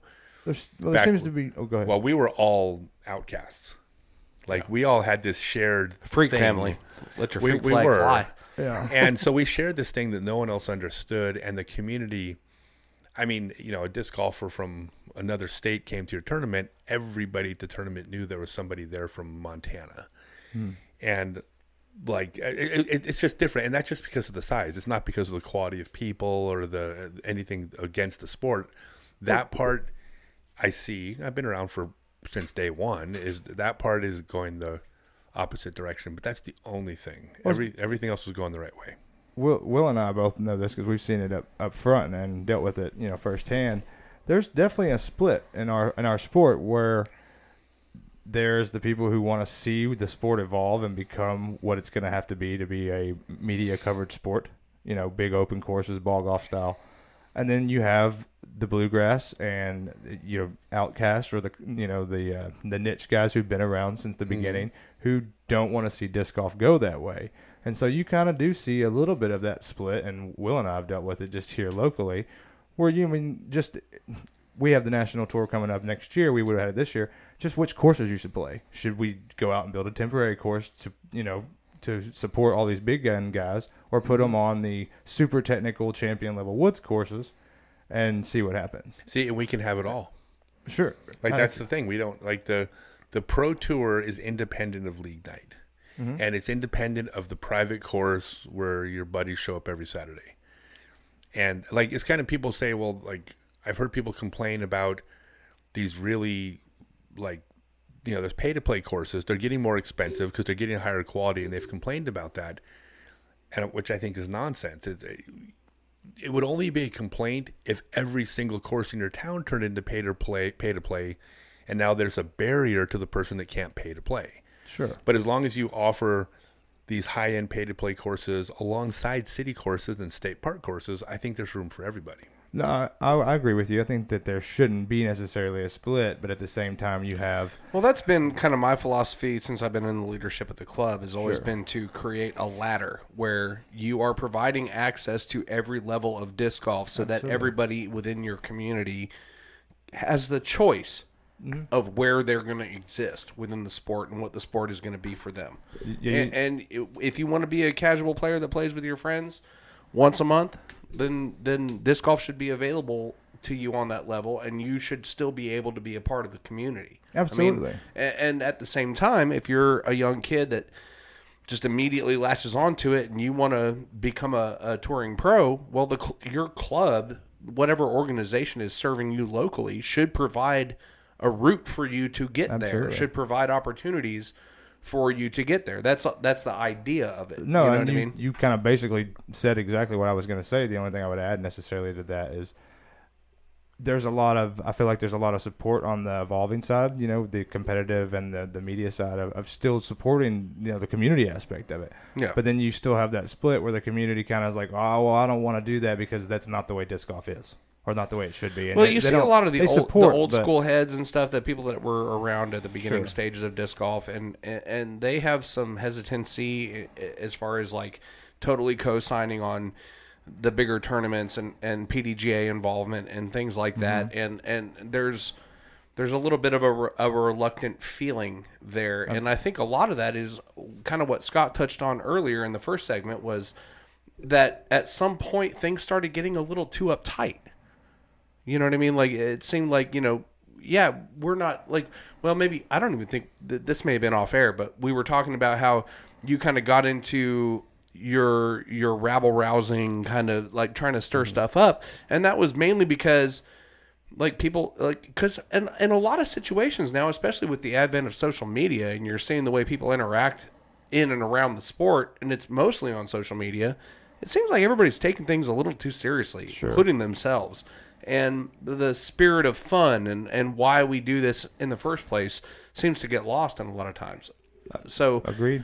I mean, it's, where do you draw that line? Because I think that's a lot of where, shout out to Steve Kearns, good friend of ours, that has been very vocal about his reluctance to have bigger stuff. He put it to me in a way where he was like, I love what you're doing, but I hate what you're doing. Mm-hmm. You know what I mean? That was the way he framed it to me. He's like, I love that you're bringing so many people into this and letting them experience it for what it is. He's like, I hate the way it's going. I hate the way that it's going to become more professional, more uptight, more corporatized. More corporatized, yeah, for sure. That's a valid way to look at it. But And that turns people off sometimes, especially if they were into it because it was the counterculture. But I think as long as the people that are promoting and running Mm-hmm. events and that are administrating this stuff, I think as long as we're all cognizant of the fact that, like, hey, it's evolving. we want it to be bigger, we want it to be more legitimized, we want it to be all these things, but we still want to keep it a grassroots thing where it's accessible at every level for every person. And where we talk about, it's not broken, we don't need to fix it. But I think you have a podcast coming out soon with Sally Chapman from Diversified Disc Golf. Yeah, diversity disc golf. Yeah. So I think the Facebook group is Diversified Disc Golf.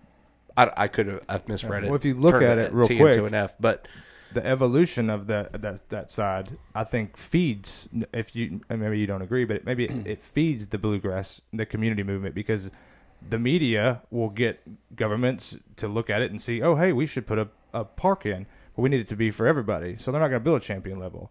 But that media coverage and that, the competitive side and the evolution side of the sport that's evolving so much kind of feeds into the community and to the grassroots movement of the whole thing, I feel like. But we all that's the thing. We all coexist, though. I mean, you could And have the most, like, you could turn every single course in Nashville into a pay-to-play ball golf course. Hogwood ain't going away. yeah. Ever heard of Right. Ravenwood? No. So, yeah, I think it's... We used to have a beautiful piece of property, one of the best ball golf courses around, and people built houses around this ball golf course, and it's gone. Basically, we ran disc golf for a while, and now it's just a big plot Do of you land think some in limbo. people look at disc golf as like the last sport they can go pro in? I don't know. I mean, for Kevin me, Jones, for me, it was did you for a little watch while. the thing with Kevin Jones where he talked about that a little bit, where he had potential as a college football kicker, but he had a lot more potential as being a pro and in disc golf. And so right now you could be, say, the way you look at it, when me and you don't necessarily agree on this, but if I want to go on tour and I've got money and I don't have anything to do, I can go be a pro disc golfer by title. And to me, that's, you're kind of taking away a little bit of prestige of calling yourself a professional. But where we're at right now, I don't think we have any other choice because those guys want an experience and they help feed those pots. I don't think that takes away from it. If you're competing the for money, prestige of- you're a pro. True. Yeah. But then the public will determine, like, the different levels. Yeah, you get found out pretty quick. But Yeah. Hey, when I back in my day, and I'm guilty of it Here too. we go. My old Just person full line. disclosure, I play pro Yeah. local stuff. when disc golf started, even up like through the 80s, there was no amateur division. Like you just played pro. I mean, they called it pro, but they might as well have just called it. I guess Men it's technically or open. women. Yeah. Yeah, it is. I mean, but that's what, and you like, there was no sponsorship. I mean, you counted on people donating money to you at tournaments because it was all, but everybody was just a pro. And then they introduced a novice division, which was for people who had never played a tournament before, but by their second tournament, they're playing, quote, pro. Yeah. I think what I was trying to Sorry about get that. into was when we talk about how do we fix disc golf, it's not broken, we don't need to fix it, but there's been a lot of conversation lately about the disparity of demographics within the sport. So Financially, or like actual. Right. race and gender. Okay. Gotcha. So you've got, the Respect Her Game movement that has started, diversity disc golf that has come up, and you just had them on your podcast. I think that's the one thing that could be improved, and obviously a lot of people agree because it's become all the topic of conversation lately. But I've always said that if you're going to grow the sport in a responsible way, you have to grow it for the most underrepresented people within disc golf. And that usually tends to be women, people of ethnic backgrounds, people with developmental disabilities, things of that nature. And you have a lot of background in that, being from the Blue Power I movement. do. Yeah. So I know that this is something that you're very mentally and emotionally invested in. So do you this is the thing that blows my mind is we've been now probably 2-3 months deep into this big wide conversation throughout the sport, coming from the PDGA, coming from all these new movements and groups that are starting up, where people are being more vocal about the disparity that exists within groups within disc golf. Like, how do you feel? I'm blown away by some of the comments that I see from guys that are like, that seem like they are being defensive, like they're being attacked by women being vocal about like wanting to have more representation within the sport. And that's only like the tip of the iceberg, is just the gender disparity. It's also, there's a large percentage of our community, I think, that is of ethnic backgrounds and stuff like that. Like, I don't know, Marcus, you might be able to speak to that a little bit, because like, Marcus has worked with. He's not a woman. Doing so. yeah, I mean, Okay, what? no, Not- he okay. was. No. Right. I'm just kidding. No, we, No, Finish it. real, Just kidding. real quick, we do. I Totally think. joke. Let me throw this out there right quick. I agree with exactly what you're saying. I think that we have to 100% do our best to bring more people in as far as that goes. When we're talking adults, that's a very hard thing to do. But we do start at the very bottom level, and our sport hadn't quite been around long enough just yet to really get a full following of kids. And when it's more so kids that are coming up, and I think you're going to see a lot more of that. You're going to see a lot more togetherness, and a lot more people, and a lot more diverse people go in and playing, women, ethnic groups, whatever it may be, just simply because it's starting in the schools a lot more nowadays, and it's a lot more visible and people know what it is. Like, trying to go into a school 5 years ago. Well, that's a big they're problem. Like, what's disc golf? That's You a big wanna come problem here? And still to this day, is because the schools that are incorporating disc golf are in primarily white suburban neighborhoods. They're not in inner city areas. They're not putting disc golf in schools where there are not a bunch of white kids. I'm putting I it know bluntly, that. but I was just saying- there's not necessarily like a bunch of signs around either. Yeah, You yeah. can't just like Yeah, drive that's by. you grew up next But to a I'm disc just golf talking course. about- You never knew I about lived it. across The the street from visualness this of golf the course, and I sport. never knew what it was. I wasn't trying to play the token card. I was just trying to bring you in because I knew that was part of your No, background. Is you had a honesty is disc key golf right course now. right across the street. No, you guys are being honest right now, and like I said, when you drive by a disc golf course, there's no reason for a sign to be there, because the city or the people that have at disc golf course aren't really investing into bringing other people into the sport, which is what we need to focus on. Sure. Right. So the reason Do why you think? Oh, sorry. No, you go. I was just going to ask. Do you think it's easier to do what we're doing and starting with kids, or do we have to really push to get adults at the same time? To like make a bigger effort at that. I think it has to start with kids, because kids Sure. are more interested than adults. Adults are going to look at the sport and say, well, it's just another sport, where kids can actually like invest some of that time that they have, that free time to get out and play. Gotcha. And, if you don't know what a disc golf disc is, you don't know what a basket is, even if you see a sign that says, hey, disc golf course over here, it's not mainstream media. You don't know what exactly is Sure. going on, You can drive by it like 65,000 times, and then all of a sudden you know about Yeah. it, and you're like, oh, shoot, how come I didn't know about it then? So I guess one of the things Good that we point. could definitely focus on is just being able to, see a disc golf sign, maybe scan it with your phone and figure out what disc golf is or something like that, to where, Okay. you can That's- actually know what's going on, and not necessarily just look at it and be like, okay, well, they're doing something, I don't care about it, let me go about my day. Write that down so we don't forget that. Well, and how That's much of genius. how much of our investment into awareness and exposure and all that stuff is like, where are we directing that? Because, and I think one of the big sources of the disparity is that, like, anytime you do look at disc golf media content, I mean, to be like really like brass tacks about it, it's a bunch of white guys. It's a bunch of 20 to 30, 20 to 40-year-old white guys talking about disc golf, and the voice of disc golf is colored through that lens. So it's when you talk about why do we not have more of a diverse base, I mean, I think that has to be considered. Is that like who do you have talking about disc golf? Who's in the public eye? Who is creating this content? And is it being created in a way that appeals to all people, or is it just appealing to white Certain males from 20 to demographics. 40? Like, and this becomes this whole weird, awkward conversation, because it's like, I want to point out the fact that we have value in our platform because of the fact that we do have a black man as a part of our media team. You know what I mean? Like, so like, anytime I bring you into a conversation like that or like tag you in like that, it's not because I'm trying to play a certain card. No, it's just really because hard to be honest and not necessarily feel a certain way. yeah, and create an opportunity for people of different backgrounds to have a voice in what's being projected out to the disc golf audience. And that's why we've had so many women in our community on this podcast. You know, Ruthie and Shantae, and we've had all these women on our show to try to like get their perspective and get what really matters to them out there. That's part of diversifying it. Is like people have to invest in more media content that actually presents the other side of the underrepresented group.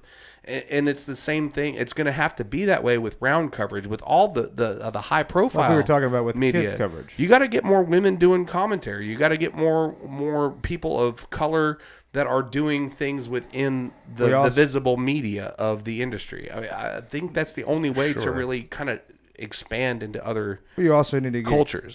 guys to have some respect on top of it. Oh, yeah. To not be dudes. All Yeah, the to time. not be cretins. Yeah, absolutely. For sure. And I think there's a big intimidation factor. Judging from the women that I've played with, or like I've brought to the sport, they enjoy it when it's just you two.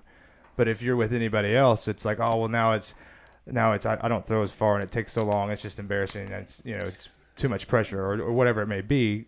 With the women that I've brought to the sport, it's like they enjoy it, but then because there's so many guys and there's so many people that are above that learning curve, that it turns them off from playing with anybody but one person casually. And that's a real good point. And this is something that comes up. Something you said earlier, I think, is real important, because things get politicized and you get pushback. And as soon as you get pushback and people are polarized, then you're not talking about solutions. Absolutely. A lot of white men in disc golf are getting offended because they are being told that they are racist, sexist, homophobic. I don't feel like they are being told that. They're taking it that way. That's their takeaway. Okay, well, if they're not being told that, they're feeling that. Yeah. And I think this is what's difficult, is that it's like the world's not black and white. You can have two things coexist. Mm-hmm. You could acknowledge that this sport is a white male-dominated sport. It is. Fact. Do the math, right? Yeah, for sure. You could acknowledge that, but at the same time, that does not mean it is caused by a bunch of white men who are trying to keep women, other races, kids, gays out of the sport, right? Well, look at other sports. And as soon as people are made to feel like they're doing that, there's going to be pushback, because they're like, well, what the fuck? That is not who I am, and that is not what I'm trying to do. And like, I can speak to this firsthand. Like, I've been there since the beginning of the sport, and in 43 years, I have never. And I mean, I'm not, not that it happened 10 times and I'm exaggerating saying it happened 4. I mean, I have never once heard a conversation among the PDGA, disc golf clubs, or promoters where they said, what can we do to keep women or black men or kids out of the sport? I've never once heard that conversation. At the same time, I have been privy to no less than 100 conversations with a bunch of white men sitting around going, how can we get more women to play? How can we get more different races to play? How can we get more kids to play? That has been the goal of the sport, and the answer has always been, we don't know. Mm-hmm. But it's not, so this thing exists, but it's not because a bunch of white men are trying to keep it that way. It's not the case. No, absolutely not. No, Will and I didn't mean to paint that picture at all. No, I was going to say, our women field and our women involvement here in Nashville is literally a direct effect of Will walking in day one of the presidency talking to me and Alpo, or we need to have more women and kids involved. And Will has literally put that out there and instigated for that since day one. And we had, 2-3 females who played, and now we have 20. And that is what are out there all the time. And that's what happens. But getting those first 2 to play was the biggest challenge. That was something you made an important thing that you wanted to do, and literally. Well, it's just a matter of being practical about it. It's like if you feel like you want there to be more representation for the junior players in your club, well, first you have to make their parents comfortable. You have to find out who their parents and guardians are, and you have to present what you're doing in a way that makes them feel comfortable with bringing those kids out to be a part of it. Absolutely. And that involves a whole lot of stuff, man. And this is like, this is the kind of stuff that people aren't aware of, people don't see, that contributes to burnout of administrators and promoters, is where it's like the stuff that I'm doing behind the scenes a lot of times is going face to face with parents and being like, yeah, I know that there are these concerns with you bringing your kid out to this park to play, you know what I mean, to play this sport. I understand, and they're valid concerns. So what am I doing to create a more safe and secure environment for your child to participate in this activity? What am I doing? But now you see, and this is what's important. See, now you're talking about solutions, Right. and when you talk solutions, as soon as You lose a lot of your audience. no, No, True I'm just- that. it's one thing that I've always said in disc golf. It's like a lot of people will come up to you and tell you, hey, we have this problem. Hey, we have this problem. You've heard from 15 people that have told you what the problem is. And finally you have to turn around and say, look, 20 of you have told me what the problem is. Not one of you have given me an idea about how to solve or a it. thought. And if you're willing to talk about the problem, but you're not willing to talk about how to solve it, well, you're a part of the problem. You just became a part of the problem. right, and that's what the polarization and politicization of this has made it into. And one of the things I like about diversity disc golf is that they have a strict no politics, and it's strictly talking about solutions and positivity. And I've talked to them a little bit. I think they're going to keep in this direction, because once you recognize that this is the way it is, without pointing fingers and placing blame, then you can start talking about how can we change it. But when I say start talking, it's not the right word. It's been talked about since the birth of the sport. Start doing. Well, no, it's been done from the birth of the sport, just not successfully. Gotcha. But so it's not this new idea. Like again, I'm this old man who's been around forever. But this has been a topic of discussion. I mean, I remember in the 80s talking about this at club meetings, and people had solutions, and let's start a women's league, and no women show up. And it's like, but that didn't mean that wasn't tried. And it's now, I think my belief what's happening is that it snowballs. I think this is just theory now. But the sport, I mean, I knew Ed Hedrick well. Ed Hedrick was not signaling out communities to not put disc golf in, right? He would sell a course to any park that wanted to buy a course, but just by its very nature, it wound up being in the suburbs. Basically, that's where courses went into the ground. Well, that's a certain demographic that takes place in the suburbs. The sport took off at a time when far less women played sports, especially outside of high school, outside of school. So men play sports. The sports in the suburbs where there's a certain demographic, and that's what you started with. And then as soon as it started that way, then it became difficult for other groups to want to come into the sport. Women, you always heard, especially back then, were intimidated to come in to a sport where they're the only woman at league night. Yep. And I actually wrote about this in my book, LaRon Harris, who was the top black player in the 90s.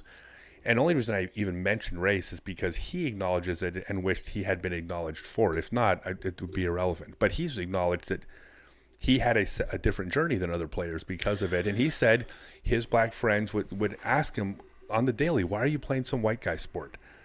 So even if the community was welcoming to him, his community didn't feel welcome in that community. Whether it was true or not, that's everyone's own And journey. shout out to LaRon, because he's still a huge ambassador for the sport. He He's is. still running clinics to this day.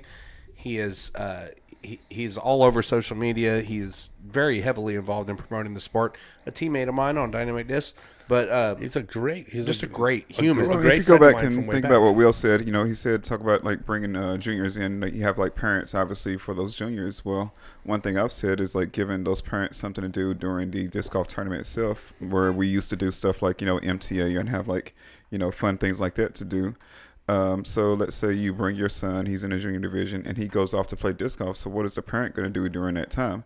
That's when we could use like a certain portion of the course to, have a pro out with the parents, and they're like talking and educating the parents, and like having the parents like bring other parents and other kids in, having a reward. I mean, some kind of prize for parents bringing other parents who have kids to come out and see the sport, giving them something to do during the tournament while they can't be playing with the it's incentivizing for bringing your kids around. So if you bring your kid and they're having a great time, but what are you going to do during that time? Sure. You can't necessarily be on their back, pushing them to do better if that's going to make them feel like pressure from like watching my mom watch me try to make a putt, for Right. prizes at that level.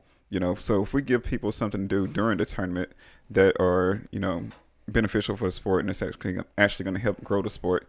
That's one way you can actually, make these parents feel great for bringing their kids out. Like, not only is my son playing or my daughter playing, disc golf, but I'm actually out here learning how to play disc golf myself, and I'm getting knowledge from the other players that are not currently in the tournament right now. I get to meet, Paige and Paul while, my kids are out playing the disc golf course before they get out for their round. No, I think you're completely on to something right there. And GBO does a great job of it. Disc Golf Pro Tour, minus COVID, does a great job of it. But when they go and set up, Anova does it at USDGC, they have the disc golf experience. Just like you go to the NBA All-Star Weekend or MLB All-Star Weekend. There's stuff there that's educational, like history, things to do, events to try your hand at. And like at GBO, Disc Golf Pro Tour had all of that set up. And it's like, so if you walked in there like, why is there so many people here? What's going on with this huge party? Oh, disc golf. Well, what is that? Well, walk through here. And by the time you're done, you understand somewhat what disc golf is. And it's, why don't we do small things like that, like you're saying, at smaller events? I think a big thing too at this point in the game is, and the big lesson that I've learned, especially in trying to build the women's community, is if you want to build the women's community within your community, bring women into leadership positions within your community. Because I can tell you until I'm blue in the face, hey, come out to Wednesday night tags. It's going to be a safe, comfortable environment for you. I promise you won't have to deal with a bunch of assholes. It'll be a real gas. I can say that all day long, and it only goes so far because it's not coming from a woman. Now, if I have a woman that's sitting next to me at the table doing registration, and she's helping me with the promotion, and she's reaching out on social media and saying, hey, women are welcome to come to this league. Well, boom. Now we've got 10 women that are showing up. And then they're meeting each other and socializing with each other outside of disc golf. And then when it comes to our other tournaments, our series events, our C tiers, our women's community just builds. And it's the same thing with kids. Is you bring your outlying kids, your standout kids, and you bring them and you put them in positions of leadership. You get them behind the table learning like how to do stuff, and also being a leader among their community. And it's the same thing with media. Is it's like, they're starting to do, Philo Brathwaite has been doing a lot of commentary and stuff like that. And I think that is huge. Yeah, he's wonderful. You know what I mean? And he's great at it. But it's also, I think that's important, is to have a voice in disc golf media that is not your typical Jamie Thomas, Nate Doss. You know what I mean? Sure. Well, it's one of those things, old school saying, you feed the man, feed him for a day, teach him how to fish. You're feeding him for a lifetime, and it's you lead them or you bring them in to be leaders, so that it's not just, oh, hey, I know what it is. Yeah, it's encouraging, and what you've, like you said, what you've done with the women. We have 3, I believe, women on the board of directors in leadership positions. That makes getting 3 of 7 board members are women. Absolutely. And what's crazy, and we are incredibly fortunate here, because the women that do play in Nashville are incredible ambassadors for the sport. Yeah. And they communicate with one another and let people know when they're going to be playing, and they're going to be there, and that's massively helpful. Helpful. But I think that's a culmination of the last couple of years where we have actively invested in the women's community and brought the women that had ideas and were visionaries, and brought them into the inner circle and kind of showed them how events work. And now you see Shantae, she's running clinics, she's running tournaments, and Ruthie is running. Dude, Ruthie just ran the most successful trilogy challenge I've ever seen. 100 players. 100-something players at a trilogy challenge. It was great. So now we've got a 7-member board of directors for one of the biggest disc golf clubs in the country, and 3 of those 7 people are women. That's huge. Yeah. Look, Patrick, take your hand right here, Will, and go like this. Yep, I will. Because I wasn't fishing. I wasn't. No, he wasn't. But I'll it is take one I'll thing take that, it. like, but no. Besides running the club, that was one of those things you said, this is a goal that I have, and we're going to stick to it. And yeah. like I said, that's why I gave you the props where it was due, because that was initiated and really put into emphasis by you. My question I was going to ask him, with females coming into the sport and with the younger group coming up, and seeing an actual form, like we talked about this, the actual form, the way you throw the disc, and an actual athletic style, because you mentioned, being athletes. Do you think that is something that is instrumental in the growth of disc golf when they look at it and becoming an athlete or becoming an athlete for the sport and the sport becoming legitimate is there's the disc for one can now handle a appropriate form, or I guess that you would call it nowadays. But you threw, massive distance back in the day with a little bit unique form. Does that make sense? So I actually, one of my most successful videos, and I've made several of these, but this one just completely blew up, was titled "Stop Teaching Women to Not Do a Next Step." And the idea of this video was, it's been a pet peeve of mine. I mean, I teach. I'm the most prolific I've done 1,200 private lessons in 3 years. I wrote the first book on disc golf throwing technique. I know more about teaching disc golf, I believe, than anyone. Or at least I have peers, very other qualified people, but nobody knows more than me. So I don't want to say I know more than everybody else. That's not fair. But I'm among a group of people that I believe know the most about teaching disc golf. Teaching disc golf differently for women is detrimental. It's about the most ignorant. Like the words escape me. It's so stupid. Yeah. I've gone out year after year after year on tour, and I see women standing at the end of the tee pad, not doing a run up. And the reason they do it is because their boyfriend said, "Oh, you shouldn't do a run up. You're a girl." They may not have used those words, but that's what they were saying. They're insinuating. Yeah, and it's like it is the dumbest thing ever.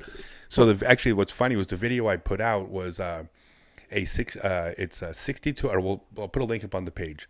It's a 62-year-old woman. She was out with her husband. She would play the course once a week. She threw I'm not kidding, she threw 40 feet. She would just stand in the tee pad, just toss it some direction, 40 feet. She'd never really tried to excel. And she took a lesson, and the first thing I told her at the lesson, this is all in the video, I said to her, "Okay, I'm going to teach you a proper 3-step run-up. You're going to learn the X step." And she goes, "Well, no." She says, I can't you just teach me to stand there and throw?" I said, "No." She says, "Well, I don't want to do a run-up." I said, "Okay, fine." And I grabbed my stuff and started walking away. And she's like, no, come back. And I'm like, trust me. This is what I said. I'm the best in the world at this. I'll have you doing this. In 20 minutes, 62-year-old woman was throwing 200 feet on a rope. And there's a video of it. She steps up with great form. You've probably seen it, Will. I have. She steps up with great form. She throws a 200-foot line drive. 62 years old. And she can now reach some of the holes on her course. Took 20 minutes. That's huge. And the whole idea of it was, stop saying this 62-year-old woman can't learn proper form. That's stupid. You pointed out a massive mistake that I made then, because I've been trying to teach Carter, 10-year-old, my stepson, how to play, and I literally started him with trying to get proper form with your arm and not with your feet. I think there's a value to placing, like if you're giving instruction to a person, to placing them at the end of the tee pad and showing them where their feet need to be and how their hips need to be loaded, placing them in a stationary position and showing them how the mechanics need to work. I think there's value in showing them that stage, because it is a stage by stage process, and it's all timing and mechanics. And so there's a value to like putting somebody on the end of a tee pad and showing them where their body needs to be positioned.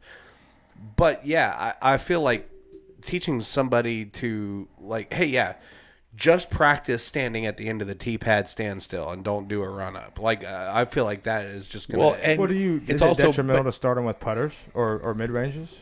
No, I feel like it's fair. not at all. Yeah, putters. I think if you start with putter, if you can make a putter go 150 to 200 feet straight and land in a straight line and land where you wanted it to land, I think that's like once you can do that, then you can move up to a mid range. Sure. Then once you can place a mid range 200 to 250 feet, land it where you want it to land roughly, then you can move up. I mean, I think that's part of learning mechanics, but I feel like to not, obviously a run up isn't going to revolutionize your game. It's not going to make you 1,000 rated versus 850 rated, but it's proper body mechanics. Sure. Like you have to be able to generate momentum and time it and release. I mean, I could be way off Marcus, base. I see your brain going like this because I No, know I'm waiting to hear from the professional. Yeah, after all these, hold on one after second. all these little tips and stuff, he's boiling right now. Well, he teaches. He's one of the people that like our community goes to when they're playing to learn. And like if you're playing with him, if he sees something and if he knows you, he's like, hey. You like to me all the time. You're like you're dipping. It drives me insane when he says it, but I know I'm doing I'm it. gonna put this out there, okay? But you teach too, so what are your Right. thoughts on all of where do you start when you first teach? Whenever Is it a I good- tell anybody anything, I always tell them I'm gonna teach you something that's gonna make you better and make you worse at the same time. it's gonna feel awkward as crap. I'm gonna give you something to add to your game. I don't want to take away from the Sure. good things you do already, but I just want to add something that's gonna help you and benefit you in the future. But what if they just like don't do anything good at all? Then you add Like one me thing. when I first met you. Again, I try to just try to add one thing that's not gonna like totally destroy your game. Because if you give a person like advice like much. right before a tournament, they could destroy the whole tournament. Oh yeah. You know. Or I've noticed with Carter, you can't go too in depth at Mm-hmm. once. You have to kind of step by step it, and let him get that step, and then move to the next step. Go ahead. I know your brain's going there too. On fire. So I have a process. Yep. It's a teaching philosophy. People keep saying I should call it the Scott Stokely method. It's a methodology by which I teach. It's not an end result that's different than other people are teaching. I mean, physics trumps opinion. And so there's a correct way to throw. It's a methodology by which we get there. And I'm a firm believer that there's not a right and a wrong way to teach. It's everybody has to find their style of learning and find a teacher that lines up with their style of learning. So my style of teaching, if it lines up with you, I'm the best teacher. If it doesn't, I'm not. But I actually have a process where I actually, like, I don't care. If you're 970 rated, I say to you, we're starting from scratch. I'm not going to tweak one part of your game, because in my experience, if I correct one part, then it by definition is going to potentially throw something else off. Like I used to joke about the old Looney Tunes cartoon where you get hit in the head with the mallet and the bump pops up on the head and you push down the bump and another bump pops up. Like that's how I envision it whenever I've worked with someone and I've tried to correct one part of their game, like, oh, your form's pretty good, but you're doing this one thing. I always found that I was up against the wall trying to teach it. So I just start from scratch with everybody. And it's here's what you do with your feet. Once you do that, perfect. Now here's what you do with the disc. Got that? Perfect. Here's what you do with your waist. Got that? Perfect. Here's what you do with your head. Got that? Perfect. And each time we just add one layer upon layer upon layer. You can be more detailed if you want. I'm listening. Yep. Well, the idea is that I add one step. It's almost like learning dance moves. You learn one move, and once you get that down, which is pretty easy, we give you one more move. But just learning, and what you said is super smart. Do you use counts as well? Kind of like in that process? Yes. Yep. One of the biggest myths in disc golf is that a 3-step run up is 1, 2, 3. It's not. A 3-step run up is a 4 count. It's 1, 2 plant throw. Oh, it's not like shuffle, shuffle, shuffle, 1, 2, 3. No. It's 1, 2 plant throw. And one of the things I get people doing is I get them a cadence of getting rid of this idea of 1, 2, 3. It's not 1, 2, 3. It's 1, 2, 3, 4. It's 1, 2 plant throw. But the idea for me is that I just add step after step. The actual mechanics of throwing are so incredibly simple. They're not easy, but they're really, really simple. And I think one of the mistakes that people make teaching is that. Can I back up here? Just kind of give a quick overview of this. Yeah. Yes, Do, okay. do whatever you need So- to do, Let me get Scott. my All right. pad and pen. All right, here we go. So, one of the biggest mistakes people make, it's probably the single biggest teaching mistake that I think people teaching make, and I see this across nearly everyone, YouTube, even some really respectable teachers. They don't differentiate between what you do on a throw and what happens on a throw. And I always like to give there's one really easy example of this. You guys have been around for a little while, so you've heard this debate. On your plant foot, so if you're right-handed on your final step with your right foot, when you plant your right foot, do you rotate on your heel or do you rotate on your toe? Right? You've heard that debate. Mm-hmm. So half the people say you rotate on your heel. Half the people say you rotate on your toe. The truth is, they're all wrong. You don't rotate on your heel, nor do you rotate on your toe. When you plant your foot and throw the disc, your foot rotated, but you did not rotate your foot.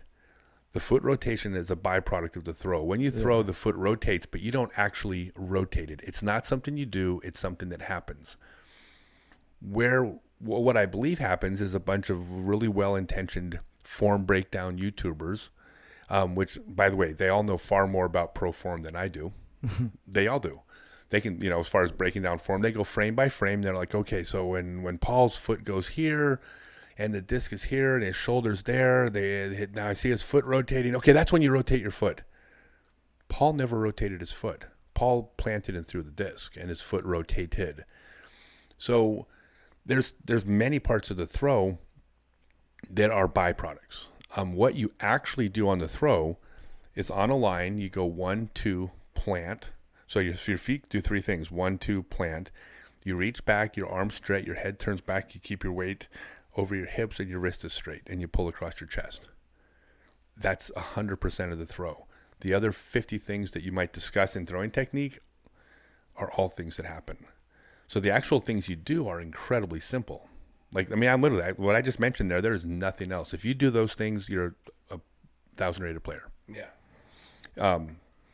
So my approach is a little different philosophy. So a lot of those little things people discuss, would you call it minimalist? Would you say that you're stripping away the inessentials of previous disc golf educators that have You're taking the thought out. I don't know. You look at the YouTube comment, the grand scope of YouTube tutorials on disc golf, and you get to a point where people have been telling people to do all of these very specific things for all this time, and it's become kind of commonly accepted. And it's how much of that is stuff that you need to be conscious of, and how much of that is passive? Are things that you do. It's well, how do you, what do you do when you pull the disc to the power pocket?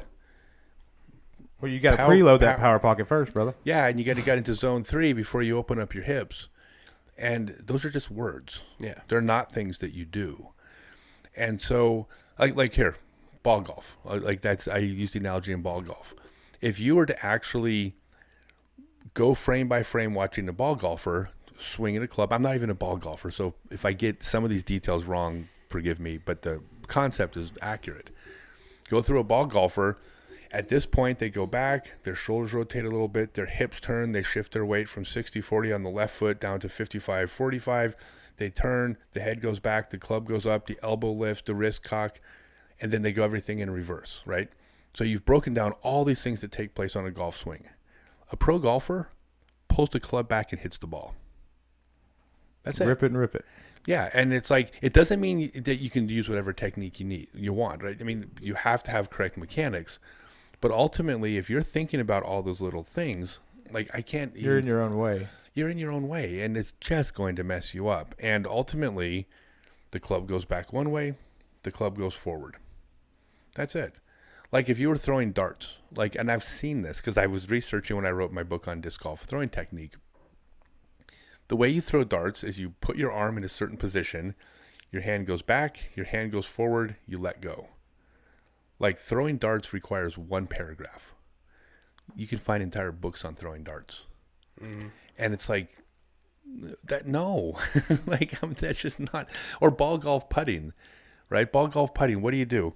You square up your toes, you put the club behind the ball, you draw a line, the direction you want the ball to go, not to the hole because the greens vary. You go back with the club, you go forward with the club. That's all you do. Back, forward. That's putting. Over time, you learn how far back you have to go based on how far away the cup is. You learn that when the green looks like this, I need to aim about this much to the right.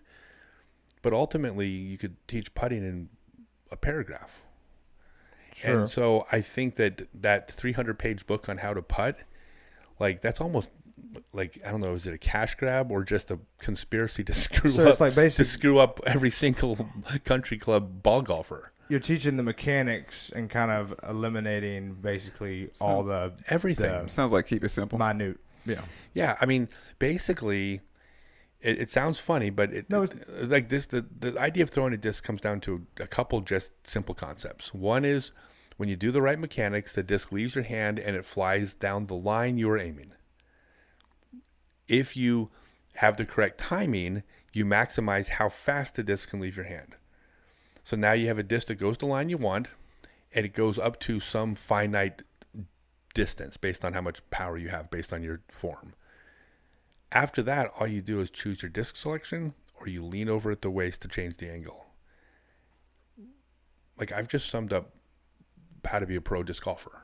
Yeah. You take the approach of like you throw 3 angles and then you just throw a different disc on those angles. Well, no, I think you need more variety than that. Okay. But I'm saying that you pull the disc on a line, you find a gap in the trees, you draw a line to the gap in the trees, you have the correct form that throws the disc towards that gap. Sure. Well, we talked about that you too. judge the hole's 300 feet, but you're capable of throwing 408 feet. Well, then you have to take some distance off of it and then throw a slower disc that makes it fly the 300 you're aiming. On that line you're aiming. And then to make the disc fly the way you want it, you choose a disc with flight characteristics, or you choose the angle of the disc. Look, But you could write a, or make a 10-hour YouTube video, or write a, 400-page book on that. But like, that's all it is.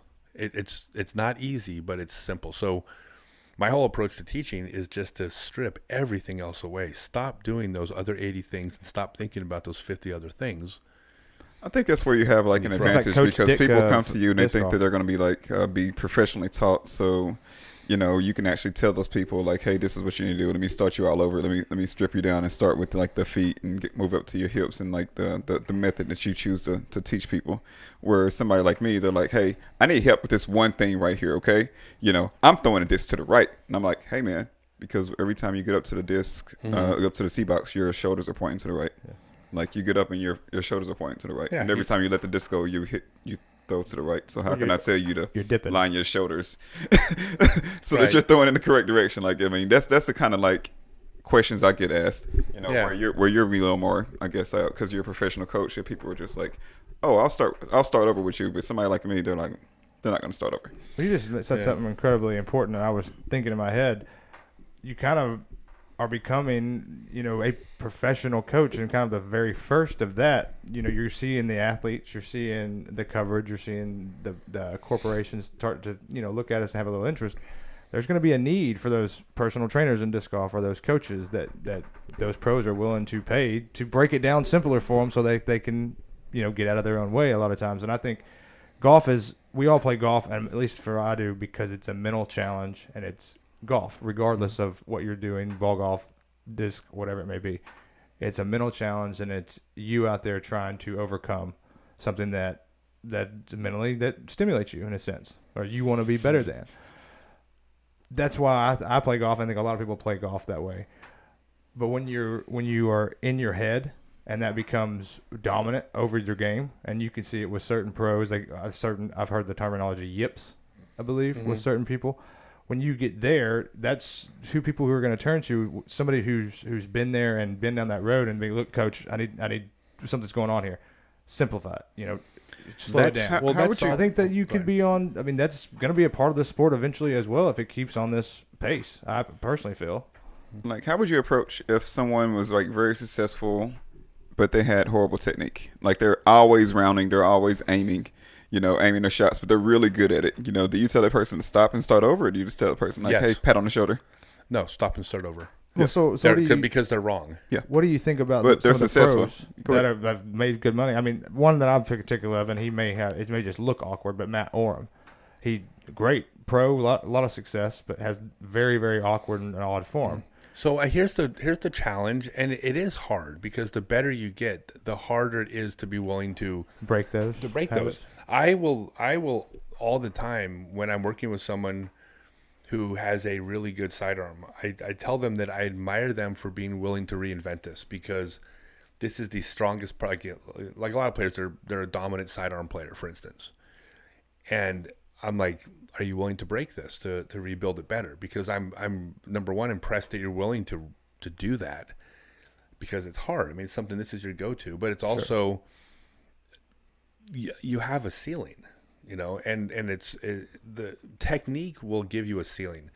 The problem with players with poor technique who are still good is that there's an illusion that they're good because of this technique. What you're not looking at is a parallel universe where that person with that level of skill, athleticism, mental fortitude, being blessed with a 6'3" body, right? I mean, they have all these things in their favor, and now they're 10, 20 rated. you're not seeing the parallel universe where if that person had put that 11 years into good form, are they not 1050 rated? Mm-hmm. But try to convince them, because they are winning tournaments in their local state, that their form is bad. It's like that's tough, and very few people are willing to do that. I don't blame them. That's scary. I mean, but I do. I'm gonna be one of those persons. He looked at my flick shot, and I can throw about 350 on a flick. Yeah, 350 on a flick. And he's like, "Yeah, I got you." And so I can't wait. He flicks a lot. I can't wait. Oh no, I mean, this is what here. I will address you the way I would address the somebody. best tip of the day we've Here we ever go. gotten. Here we go. So this is what I would say when I would do a lesson with you, and you say you throw 350, and I watch you. This is exactly what I would say. I would say, well, first off, I got really good news for you. Your form is fucking terrible.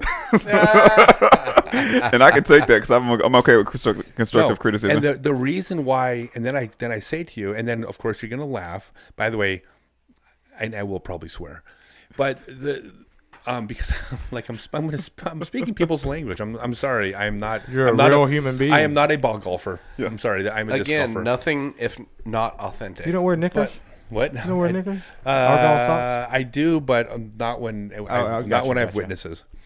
But then what I tell you is, but that is good news, because if you had really good form and you threw 350 feet, then your ceiling might be 370 or 380. But if you have really terrible form, and which you do, and you throw 350 feet, then that means your ceiling is sitting up around 450 or 500, for real. Yeah, that's huge. And by the way, and everybody watching this podcast, a lot of people will be in Nashville to know you. Watch the way you throw in a month. It's going to be night and day. So when I see your form, I look at it and I'm like, I'm going to add 50 feet to you like that, because your form is bad. So having bad form is a good thing. There are players that just don't have fast twitch muscles.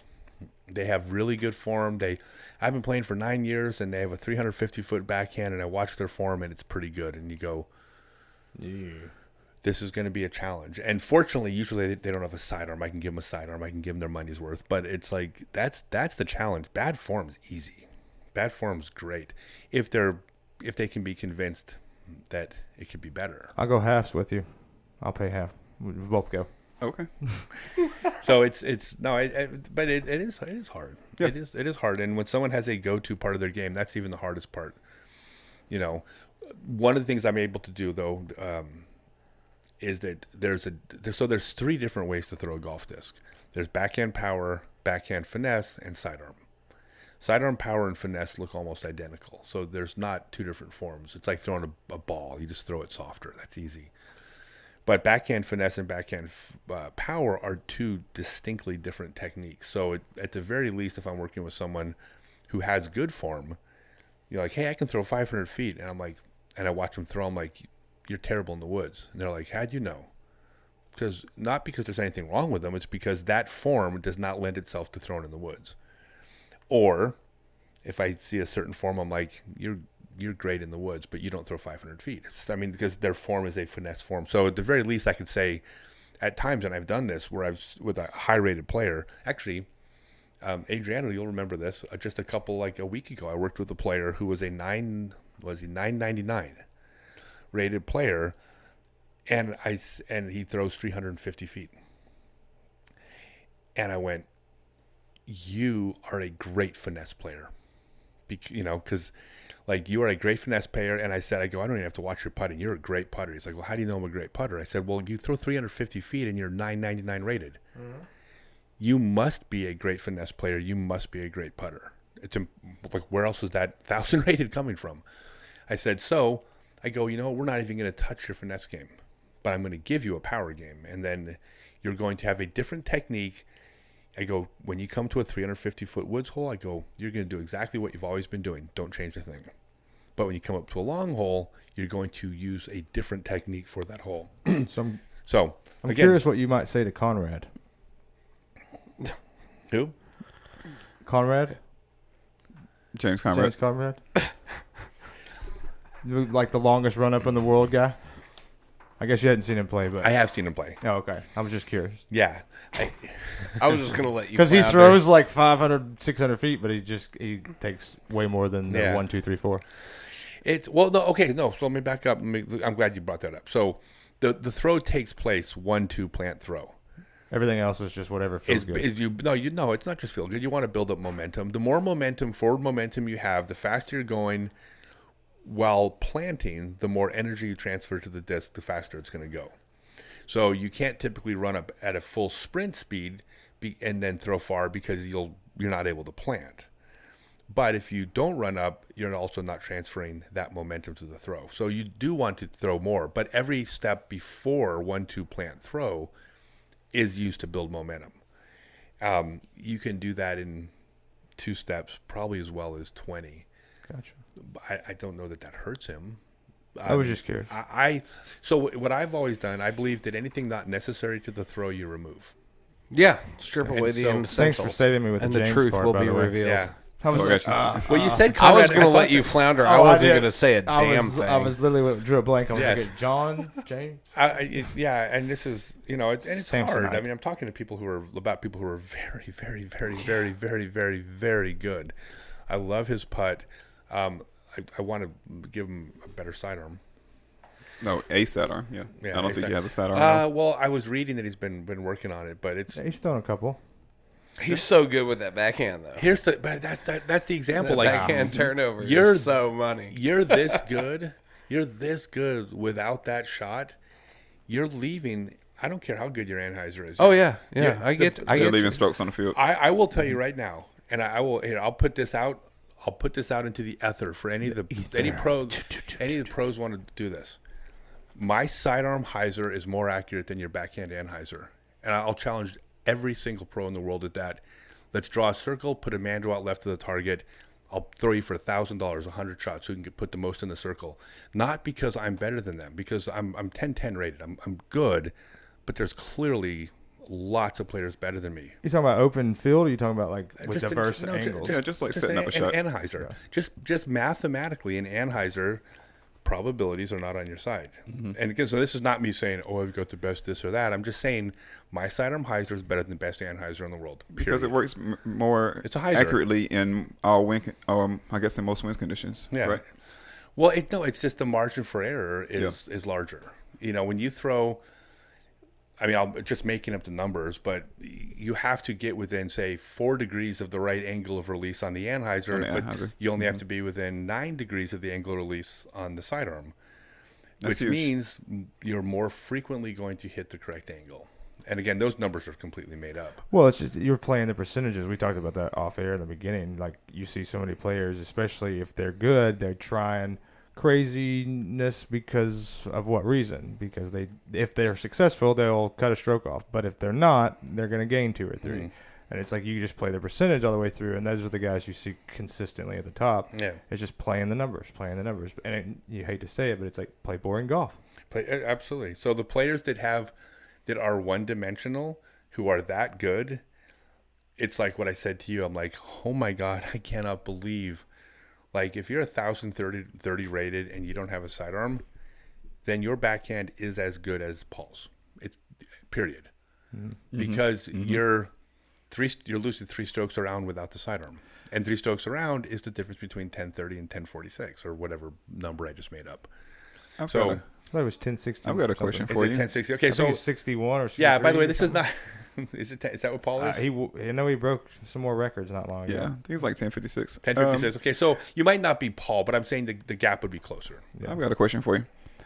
I've noticed that a lot of golfers have a very similar putt that's very similar to the way they backhand. So, for instance, like Paul Ulibarri back in the day had a great Anheuser turnover backhand, but he also putted really good Anheuser flat. Let's see, Paul McBeth has a great Heiser roll up on the backhand. He's also a good Heiser roll up putter. If you think of like putters, actually Heiser roll up, whatever. The instance for like Ricky Wasaki and Simon Lizotte, they also have like very, very unique backhand tee off shots, but they also have very, very unique putts as well. You know, nobody putts like Ricky, nobody putts like Simon. You know, so whenever I see like a golfer, so like let's say like I think a lot of people play like Simon, maybe not Ricky. Nicola Castro, you know, he has a great like smash and Heiser turnover, but nobody puts like him.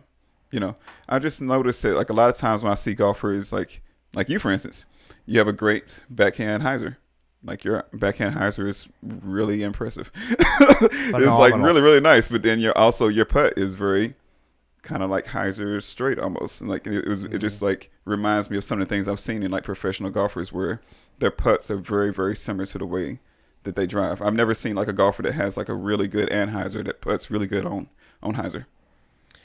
That I never noticed. Yeah, yeah, and it's something I've just been paying attention to. And the more golfers I see, it seems like it's So real really quick, more prevalent. so speaking of putting, what you mentioned about putting style. So you asked a question earlier about the bullseye baskets.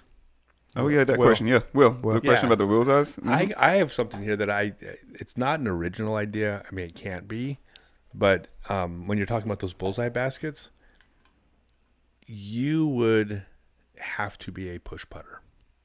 Oh yeah. And so the biggest problem, well, because when you push putt, your major hinge is your shoulder, and push putters will miss high and low. A spin putter that hinges the elbow and the wrist, they're okay. going to miss left and right. So when you take a basket that's the same height and make it more narrow, you are going to, everyone's going to have a harder time putting at it, but the spin putters are going to have a disproportionately harder time. Yeah. They're going to like push them out, like they'll have to change their putt. Yeah. So if you had a bullseye basket, I would say you would have to if Shrink you made it thinner, halfway You'd have down. to shrink it as Yeah. well. Well, I think when they actually talked about it, it would be kind of a hybrid between a regular basket and a bullseye. Well, my whole thing was like, look, if So you're everybody saying- is agreeing that it needs to be harder for the best players in the world, okay, well let's entertain that idea, but let's not go full Ham. tilt in one direction without doing a little bit of analysis first. Let's not. I think we could try it though. Why not? So Well, Yeah, I mean, try anything. I mean, that's what I'm saying is like let's have the PDGA start an initiative where there's like a series of events that people can host where they're on alternative targets, and let's come up with a different spec. Let's come up with like a certain kind of target. Let's test it out. Let's get some data. Let's get some stuff like some scoring data that we can look at before we start throwing all our chips in. my mind goes to like a step form, like a form of that, like basically age groups or elementary school kids. Like Carter's 10, he plays basketball on a 10-foot goal, but he uses a 28.5 ball. Yeah. We have kids discs that Dynamic Disc came out with. They're not minis, but they're fit in Junior kids' discs. hands. Yeah. You know what I mean?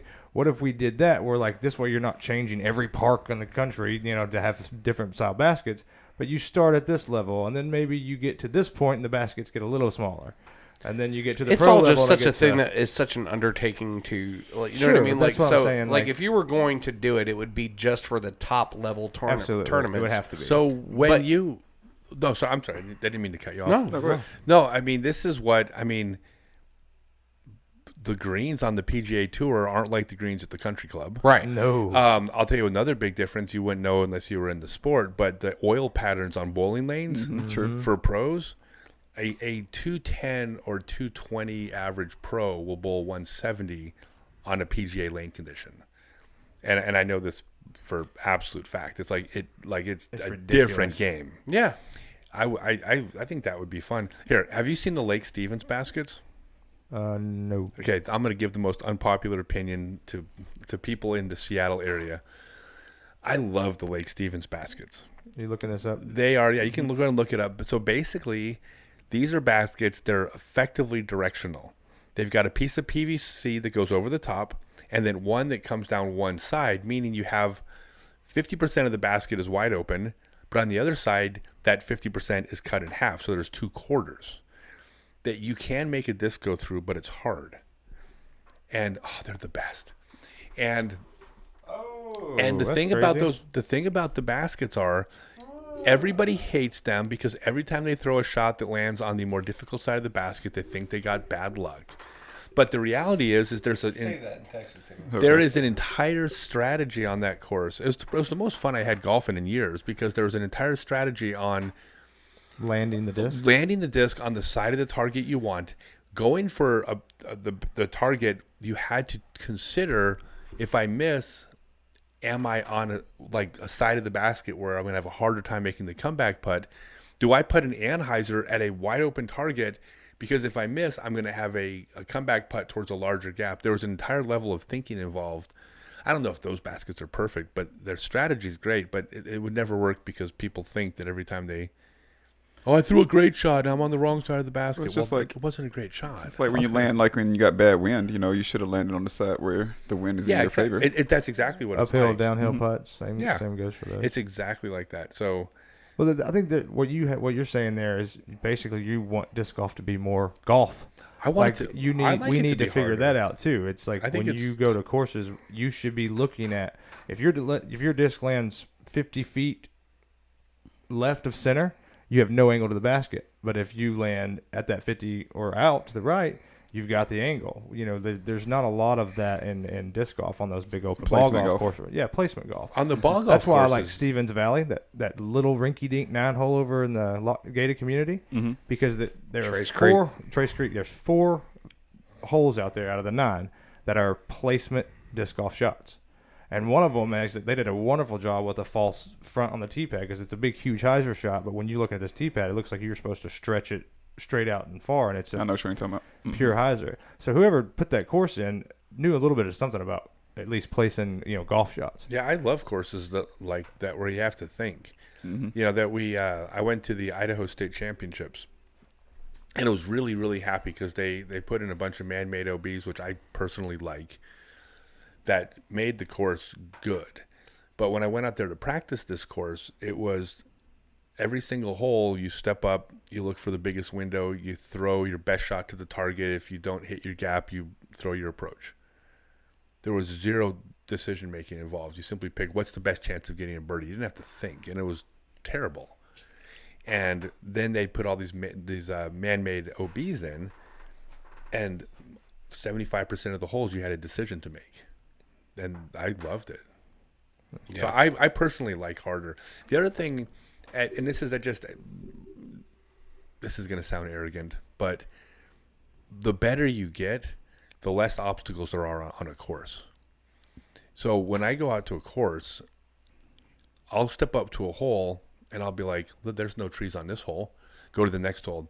No trees on this hole. It's like, well, no, of course there's trees all over the fairway, but none of them are in play. When you're a good player, a gap that size, that far off the tee pad is not relevant.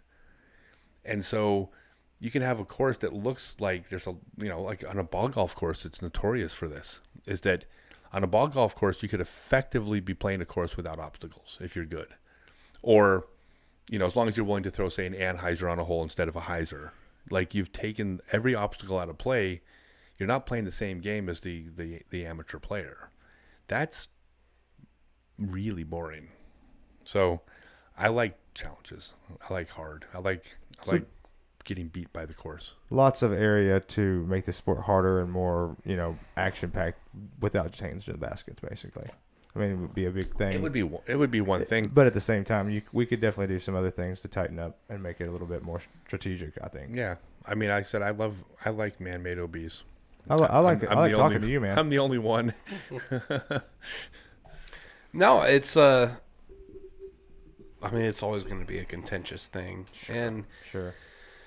I think, honestly, Zen Buddhism, the middle way, the middle path is always probably the The answer. third eye. Is finding some kind of balance between the polar opposite ends of the discussion. But I'm kind of specifically just thinking of like man-made OB versus natural OB and stuff like that. That's going to be something that we're going to be talking about for the next 5 years at least. Sure. Well, the thing about man-made OB, if this was ball golf and you had a budget, you would build sand traps and you would build Right, you rivers would do and it- lakes. That's man-made OB. We just have to use our imagination. Right now, we're just working with flags and ribbons. But I've often it's the wondered same what thing. Yeah. challenge you could present to ball golf, or disc golf, that sand traps present to ball golf. Because a sand trap, for us, it's a hazard you throw from the sand, no big deal. Alligators.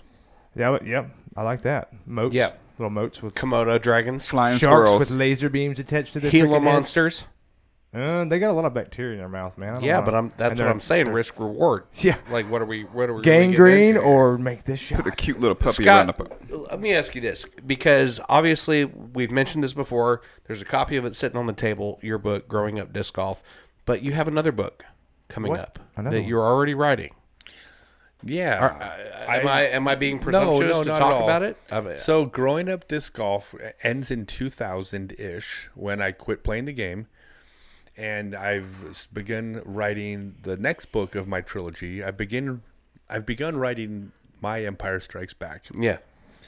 And again, it's going to use no CGI. Okay, like the real Empire. Yoda's not CGI. Oh God, now he just angered me. So I didn't say anything Yes, you about did. Yoda. Why does it I always was have just to be about saying, you know, Yoda? you're doing a trilogy. You got to. I'm doing a trilogy. So the next book, Scott Stokely, Yoda's not even in it. Disc golf growing up. losing disc golf. Scott Stokely losing disc golf, which is going to be those years that I talked about that were really fun until they weren't. Yeah. And it's going to be dark. And If you don't mind me asking, how long was that trip? 13 years. No. It was with his daughter. I'm talking about like his addiction. Because I'm assuming that's what he's talking about. no, dark. it was fairly short. I don't do anything half-assed. Just went hard the whole way. I went hard. I just it was a very short. It was really about 8 months. That was really down where it was really dark. Gotcha. Before then, it was a lot of fun, and we just, I ran a bunch of webcam sites. I don't know. Life was really fun for for a while. In the dial-up ages. But it went quick. That's the thing about. The thing about hard drugs is they sneak up on you.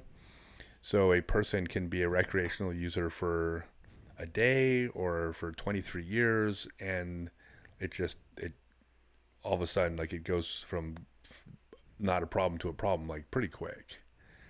So that was a very short period. It was right at the end.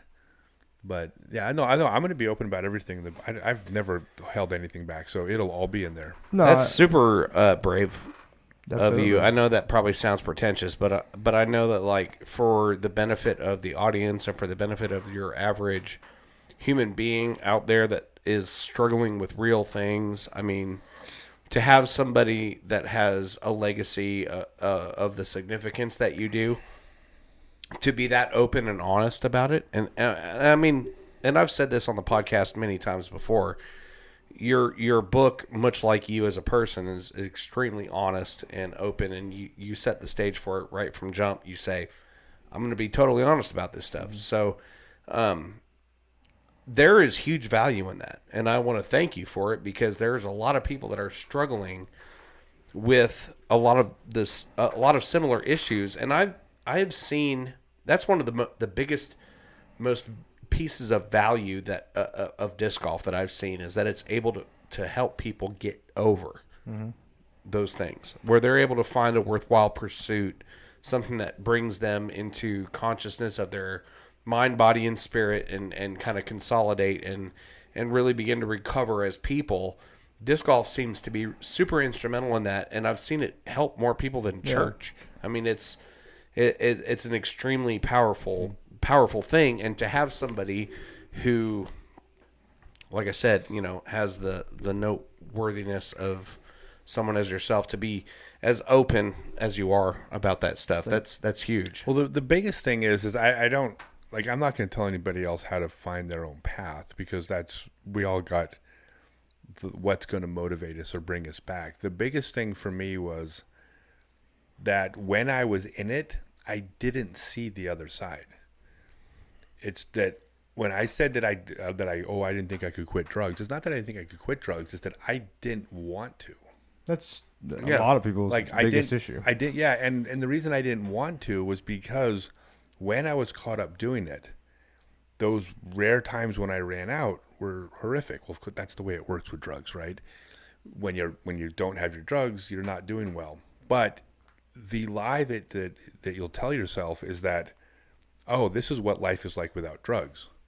Where the reality is that's what life is like when you are an addict who is withdrawing from drugs. Or You forget the baseline. you forget where the baseline was exactly. And so the thing that if there's anything to take from it, it's that there was this other side that I didn't know was there until I found it and went, oh shit, how could I? And then now I look back, I'm like, how could I possibly, like I know me. I don't know how the hell I wound up in that position. Like Like when I look back, like that is so far from who I am as a human, or for how I was before this happened. It's like, and I'm like, I wound up here. How the hell did that happen? Well, your honesty is going to end up saving somebody who reads this book's life, and that's how that works in addiction. Is you're putting yourself out there, and you're going to end up making a connection in whatever form that you do, be it by book, internet, person. You're going to make that connection. They're going to relate, and then they're going to see something in you that they see in themselves, and that may spark that change or may spark that motivation in their brain to do so.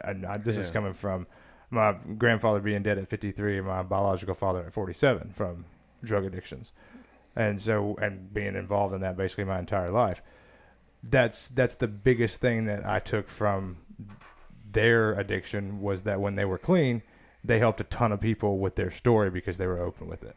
And so regardless of intention here, you just being honest, you're going to unintentionally, probably not even knowing, save people's lives. And that's a wonderful, wonderful thing. And that's literally just by telling your story and being open and honest about it. Yeah, I appreciate that. And it's not, but I'm not unaware of it. It's also on purpose that I want to do that. Well, that's good too, because yeah, I mean, not about yourself. And people write me, well, it's about finding value. That's why I got into special needs. That's why I do all the charity stuff. It's about finding value in myself, because the more you value yourself, the less you want to destroy it. I mean, if you have a shitty old car, you're probably not going to want to wash it.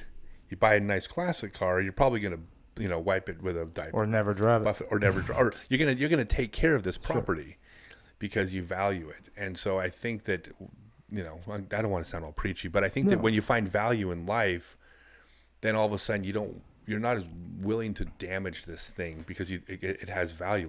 Like to me right now, I'm like, I love who I am. I wouldn't want to fuck this up. Well, it's funny because in the end, you always have to come back to yourself regardless. And that's, you can either face it or not live with it. And that's a wonderful thing because, everybody gets out there, and in the end, you got to come back to yourself. It's full circle. Yeah, and all of us in the disc golf community knows at least one person that is struggling with this stuff. So it's a good opportunity to say, hey, if you've got a friend that is struggling with drug addiction or depression or things like that, like reach out to them, try and find some resources. They're readily available. Take them to a disc golf course. Yeah, and I want to go ahead and say and thank you for reminding me of the opportunity, but shout out to the Schulte family. I'm going to go ahead and dedicate this episode in memory of our friend Tim. Yeah, I'd also like to R.I.P. to Miss Kaya Laser and to as well. Kaya a Laser. 1 year today. That was cancer, but well, she actually, I don't mind saying this because she would be open about it, but she was a drug counseling intake person because she herself struggled in her early years with addiction. So her way of giving back and saving lives was getting those people and being a person who basically set their intake up and got them acquainted with the system. So, yep. I definitely want to mention her. We miss Kaya. We miss Tim. Yes. But, in memory of everybody that we've lost to drug addiction and mental illness, I mean, you guys, pay attention to what your friends are going through, you guys. I mean, everybody can be a positive influence in somebody else's life.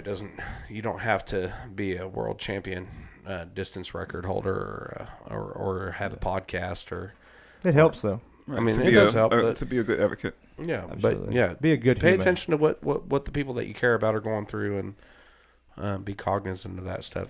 And if you're looking for help and you find a resource that doesn't work, that's not the only resource out there.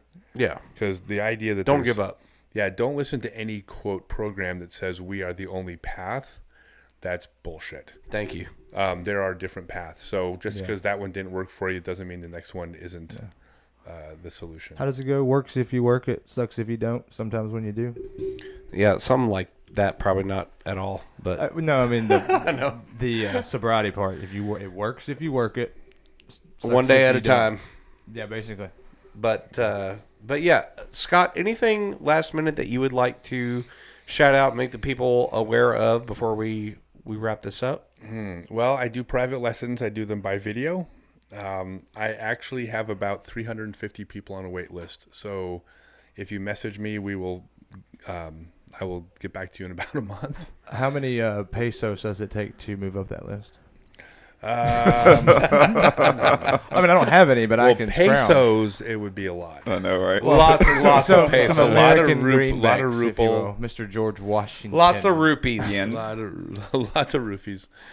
Not roofies. Rupees. I thought you said, Oh, I thought you said yeah. lots of roofies. Lots- me all excited. Roofies could probably do the trick too. I mean, we just got to I figure don't know out. if you'll be able to teach that way. He's then. already on high alert with me because he's waiting for me to try and steal a cell phone. So, Yeah, my phone's within sight.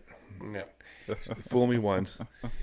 Why is he trying to steal your cell phone? So, because he stole mine. We'll tell you after the. Ah, yes, I see. We'll make it a long story short for you. yes. Mystery photos, I see. I'll tag you in it.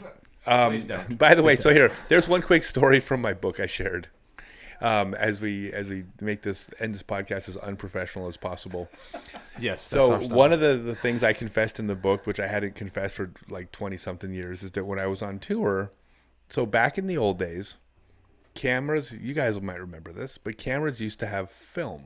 Mm-hmm. I'm saying this for the younger audience. And film cameras, you would get 18 or 21 or 24 pictures on a roll of film that you would take with your camera.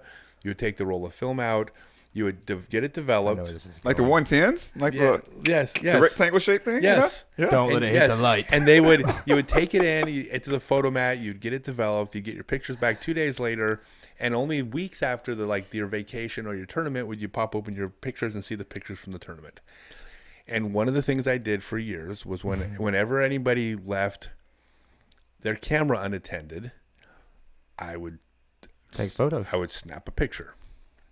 And then I'd put the camera back where it was, and I would never ever tell them that it was me. and so like I was an early adopter of the dick pic movement. And Surprise dick pic. It's surprise, and so but you wouldn't realize Sneak it. attack. You wouldn't realize it until you got all the way back home and you got your pictures developed at the photomat, and you're looking through them, and then there's one random picture. It's like old school waiting. It was, And I'm sure they like blamed it on the people with the that And on developed. that note, I never said a word No, because the people that were like getting the pictures themselves developed, they probably blamed it on the person Yeah, they that was prob- developing my the pictures. question is the poor guy or girl who had to develop that, their thoughts. no, And I'm if sure, you're not on a list somewhere, I'm sure it happens all the time. What the? But I would no. There's the funniest thing was I did this. One of my favorite things I did this to as many European players as I could because I thought that's the because they best. weren't going to get those pictures for a few weeks. well, they're used to that stuff anyway. And the last part of this is that a lot of these there was two people in the picture, and I'm not telling anybody who the other person was. They have to guess. These people, like, if they hear this podcast, they're gonna be like, "That motherfucker." It was like that was him. So I didn't recognize that from anywhere. so I've never left a camera. It's got a mole. I've never left my camera out of my eyesight since. That Nice. that was the point of all that. Solid. Yeah. Keep your phone close. Way to leave us out with a bang. Yeah. Yeah. I guess all the phone stealing, trolling escapades will have to wait for the next episode. No, we do. Now Oh. something is becoming very clear. Want me to share one more before we go? We have time. Yeah, sure. I'll Go share for it. Why not? one more phone episode. So this is one of the times where I actually got in trouble for this. And oh boy, should I Trouble by whom? shoot? Now I actually Legal trouble? We can go ahead and cut it off right now if you'd rather do that. Off air. I got Unless in you're trouble. trying Let's to go build off air up for that one. suspense. So I got in trouble by my best friend's wife's mom. Whoa. Uh-oh. Hello. She was this. And I'll make this I got a couple minutes. I'll tell you just the full story because why not? If you stuck around this long, I'll give you a good one. So our best friends and I, Randy Lom and his wife, we got into this prank war. We went back and forth pranking each other, and as prank wars go, they begin to escalate. They get more elaborate. You start putting more money into them. So at one point, his wife's mom was flying into town, and we were over at their house. We were finishing up laundry, and his wife said to me, she's like, "Scott, please, you're fine to finish your laundry. Please, no pranks. This is the first house I've ever owned. They just bought this beautiful 4,000 square foot house." She's like, "This is the first house I've ever You owned. shouldn't have asked me this. and I'm really proud of it. And my mom's this old, kind of conservative Jewish woman. She's not going to get your humor, please. And I'm like, oh yeah, no, I would never do anything. You got it. You have my word. So they left. And so what we did, we had bought a bunch of ignored that. we bought a bunch of porn magazines, and we clipped out about 300 pictures. And when they went to go pick up the mom, we took every one of these pictures and we hid them all over the house. But if you walked through the house, you could walk through it without seeing a thing. So the first thing they do, because I knew exactly what was going to happen, the first thing that happened is their mom walked into the bathroom, picked up the toilet seat, and there was a picture on the bottom of the seat. And she called, guys, come see this. And they go in there, and the whole house, we 300 pictures, we poured in their whole house, like under the. That's right, kids. You used to have We to poured the change whole pages house. with one hand. So we poured in the whole house. It was, underneath every magazine, every sofa cushion, in the ice cream, in the napkin container, in books, behind computers, on walls, jar. ceilings. But just they're all kind of hidden. But we managed to hide 300 of them in their house. That's their fault for buying a big house, not mine. And so the apparently they spent like half the night going through the house trying to clean up all the porn, right? So the next morning we came over for breakfast, and they were laughing about it. No one was mad, but we're sitting out in the back patio, and her mom comes downstairs, and I hadn't seen her since their wedding. Again, she's like this 60-something-year-old Jewish woman. She comes up to me, she leans over and whispers in my ear. Her exact words were, "I just want to say thank you. The old ticker hasn't beat like that in years." Okay, so okay, great. Now as a kind of this running gag, I start flirting with my best friend's wife's mom, and she starts flirting back. And next thing you know, we're sending each other cards, and we're sending, like, it just became this. All we're trying to do is embarrass her daughter. And so it got to a point where for Christmas one year, her mom got a photograph of her in lingerie, framed it, wrapped it, and that was my Christmas present, just to freak her daughter out that like her mom's taking a photograph in lingerie for me, right? So, and she's it's horrific, right? So her mom has a room at their house. So we're upstairs, and I look downstairs, and her mom is asleep in the chair downstairs, and her camera's sitting next to her. Oh. And I was like, we got to do something, right? I mean, she left her camera out, and she's sleeping. So we went upstairs. By the way, true story, right? I already said who the people were involved. So I went upstairs. I went up to her room. She has her own room upstairs. I stripped down, put on her mom's lingerie, and then I lied in a really sexy pose in the bed, and all I had was this little like heart pillow covering up the things that would get me in trouble. The Burt Reynolds. And we took a picture of it, and then brought it back downstairs, set it right next to her. She never woke up. Okay, so it turns out her mom has been using the same photo mat for like 30 years. These are people that went to her church with her, and she didn't find it funny. How long did it take her to find it? Like a couple weeks later. Who do you feel like won that? Who came out on top? in Me. that? Yeah. Oh, I won. You think so? Of course. Yeah, That's pretty good. That's pretty good. It escalated, and so. Yeah. Yeah, this is. I guess we can put this in the next book. Yeah, for sure. You can't leave stuff out like that.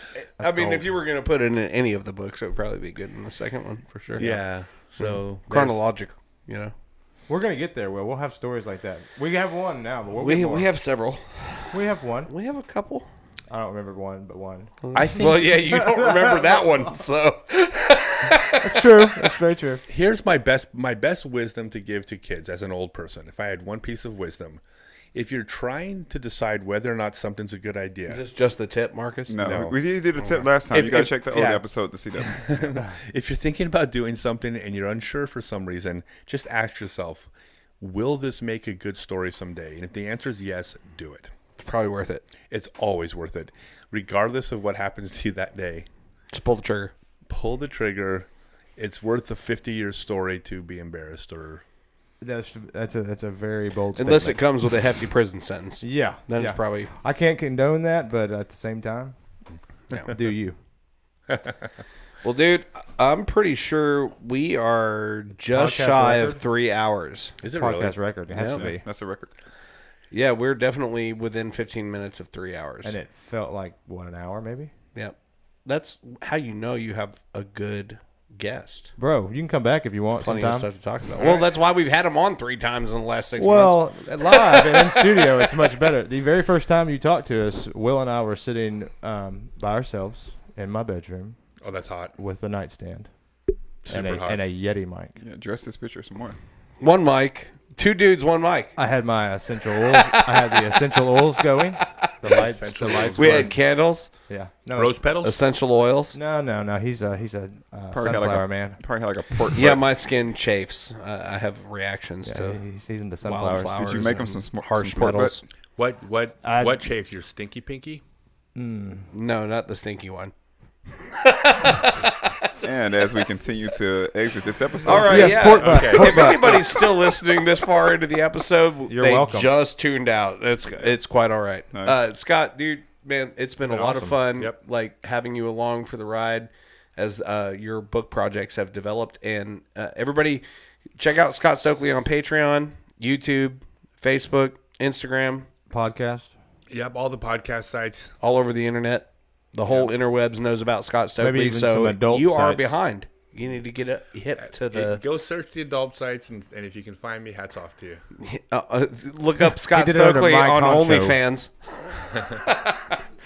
All right, dude. Thank you so much. And Good night. this is only the beginning. It is. Ladies and gentlemen. Thank you so much, guys. Thank Peace. you. This has been fun. Next time. Peace.